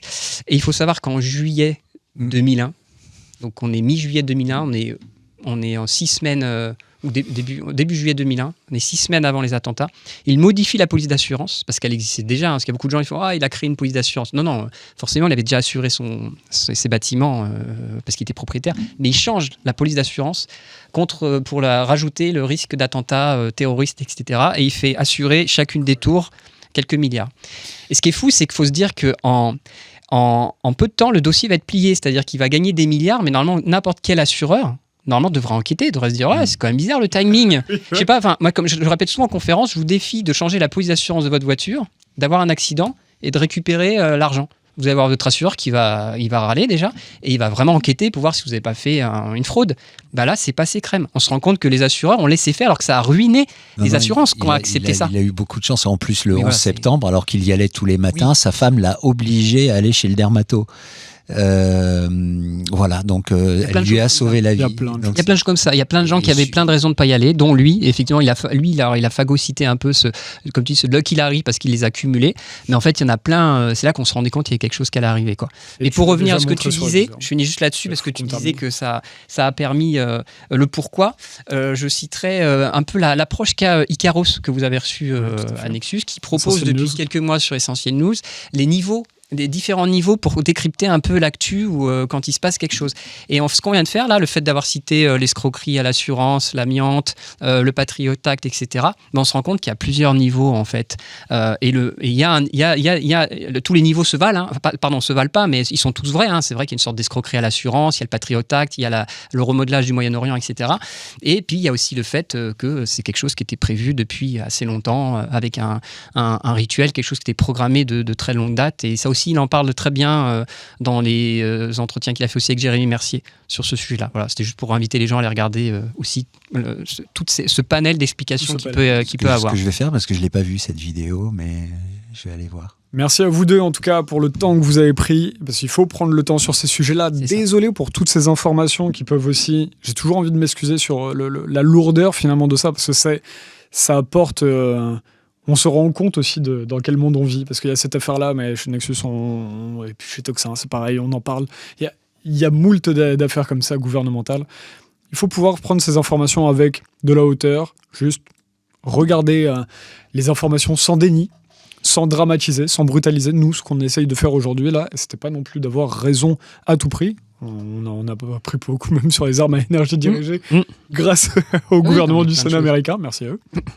Mais donc là, ce qui est intéressant, c'est aussi de pouvoir se dire, on a le droit de pouvoir déranger, interroger, poser des questions. C'est ça qu'on veut faire, et c'est ça qu'on continuera à faire avec nos médias respectifs. Allez retrouver Victor sur Twitter et Telegram au bon tweet. Kaji, une prochaine conférence peut-être ?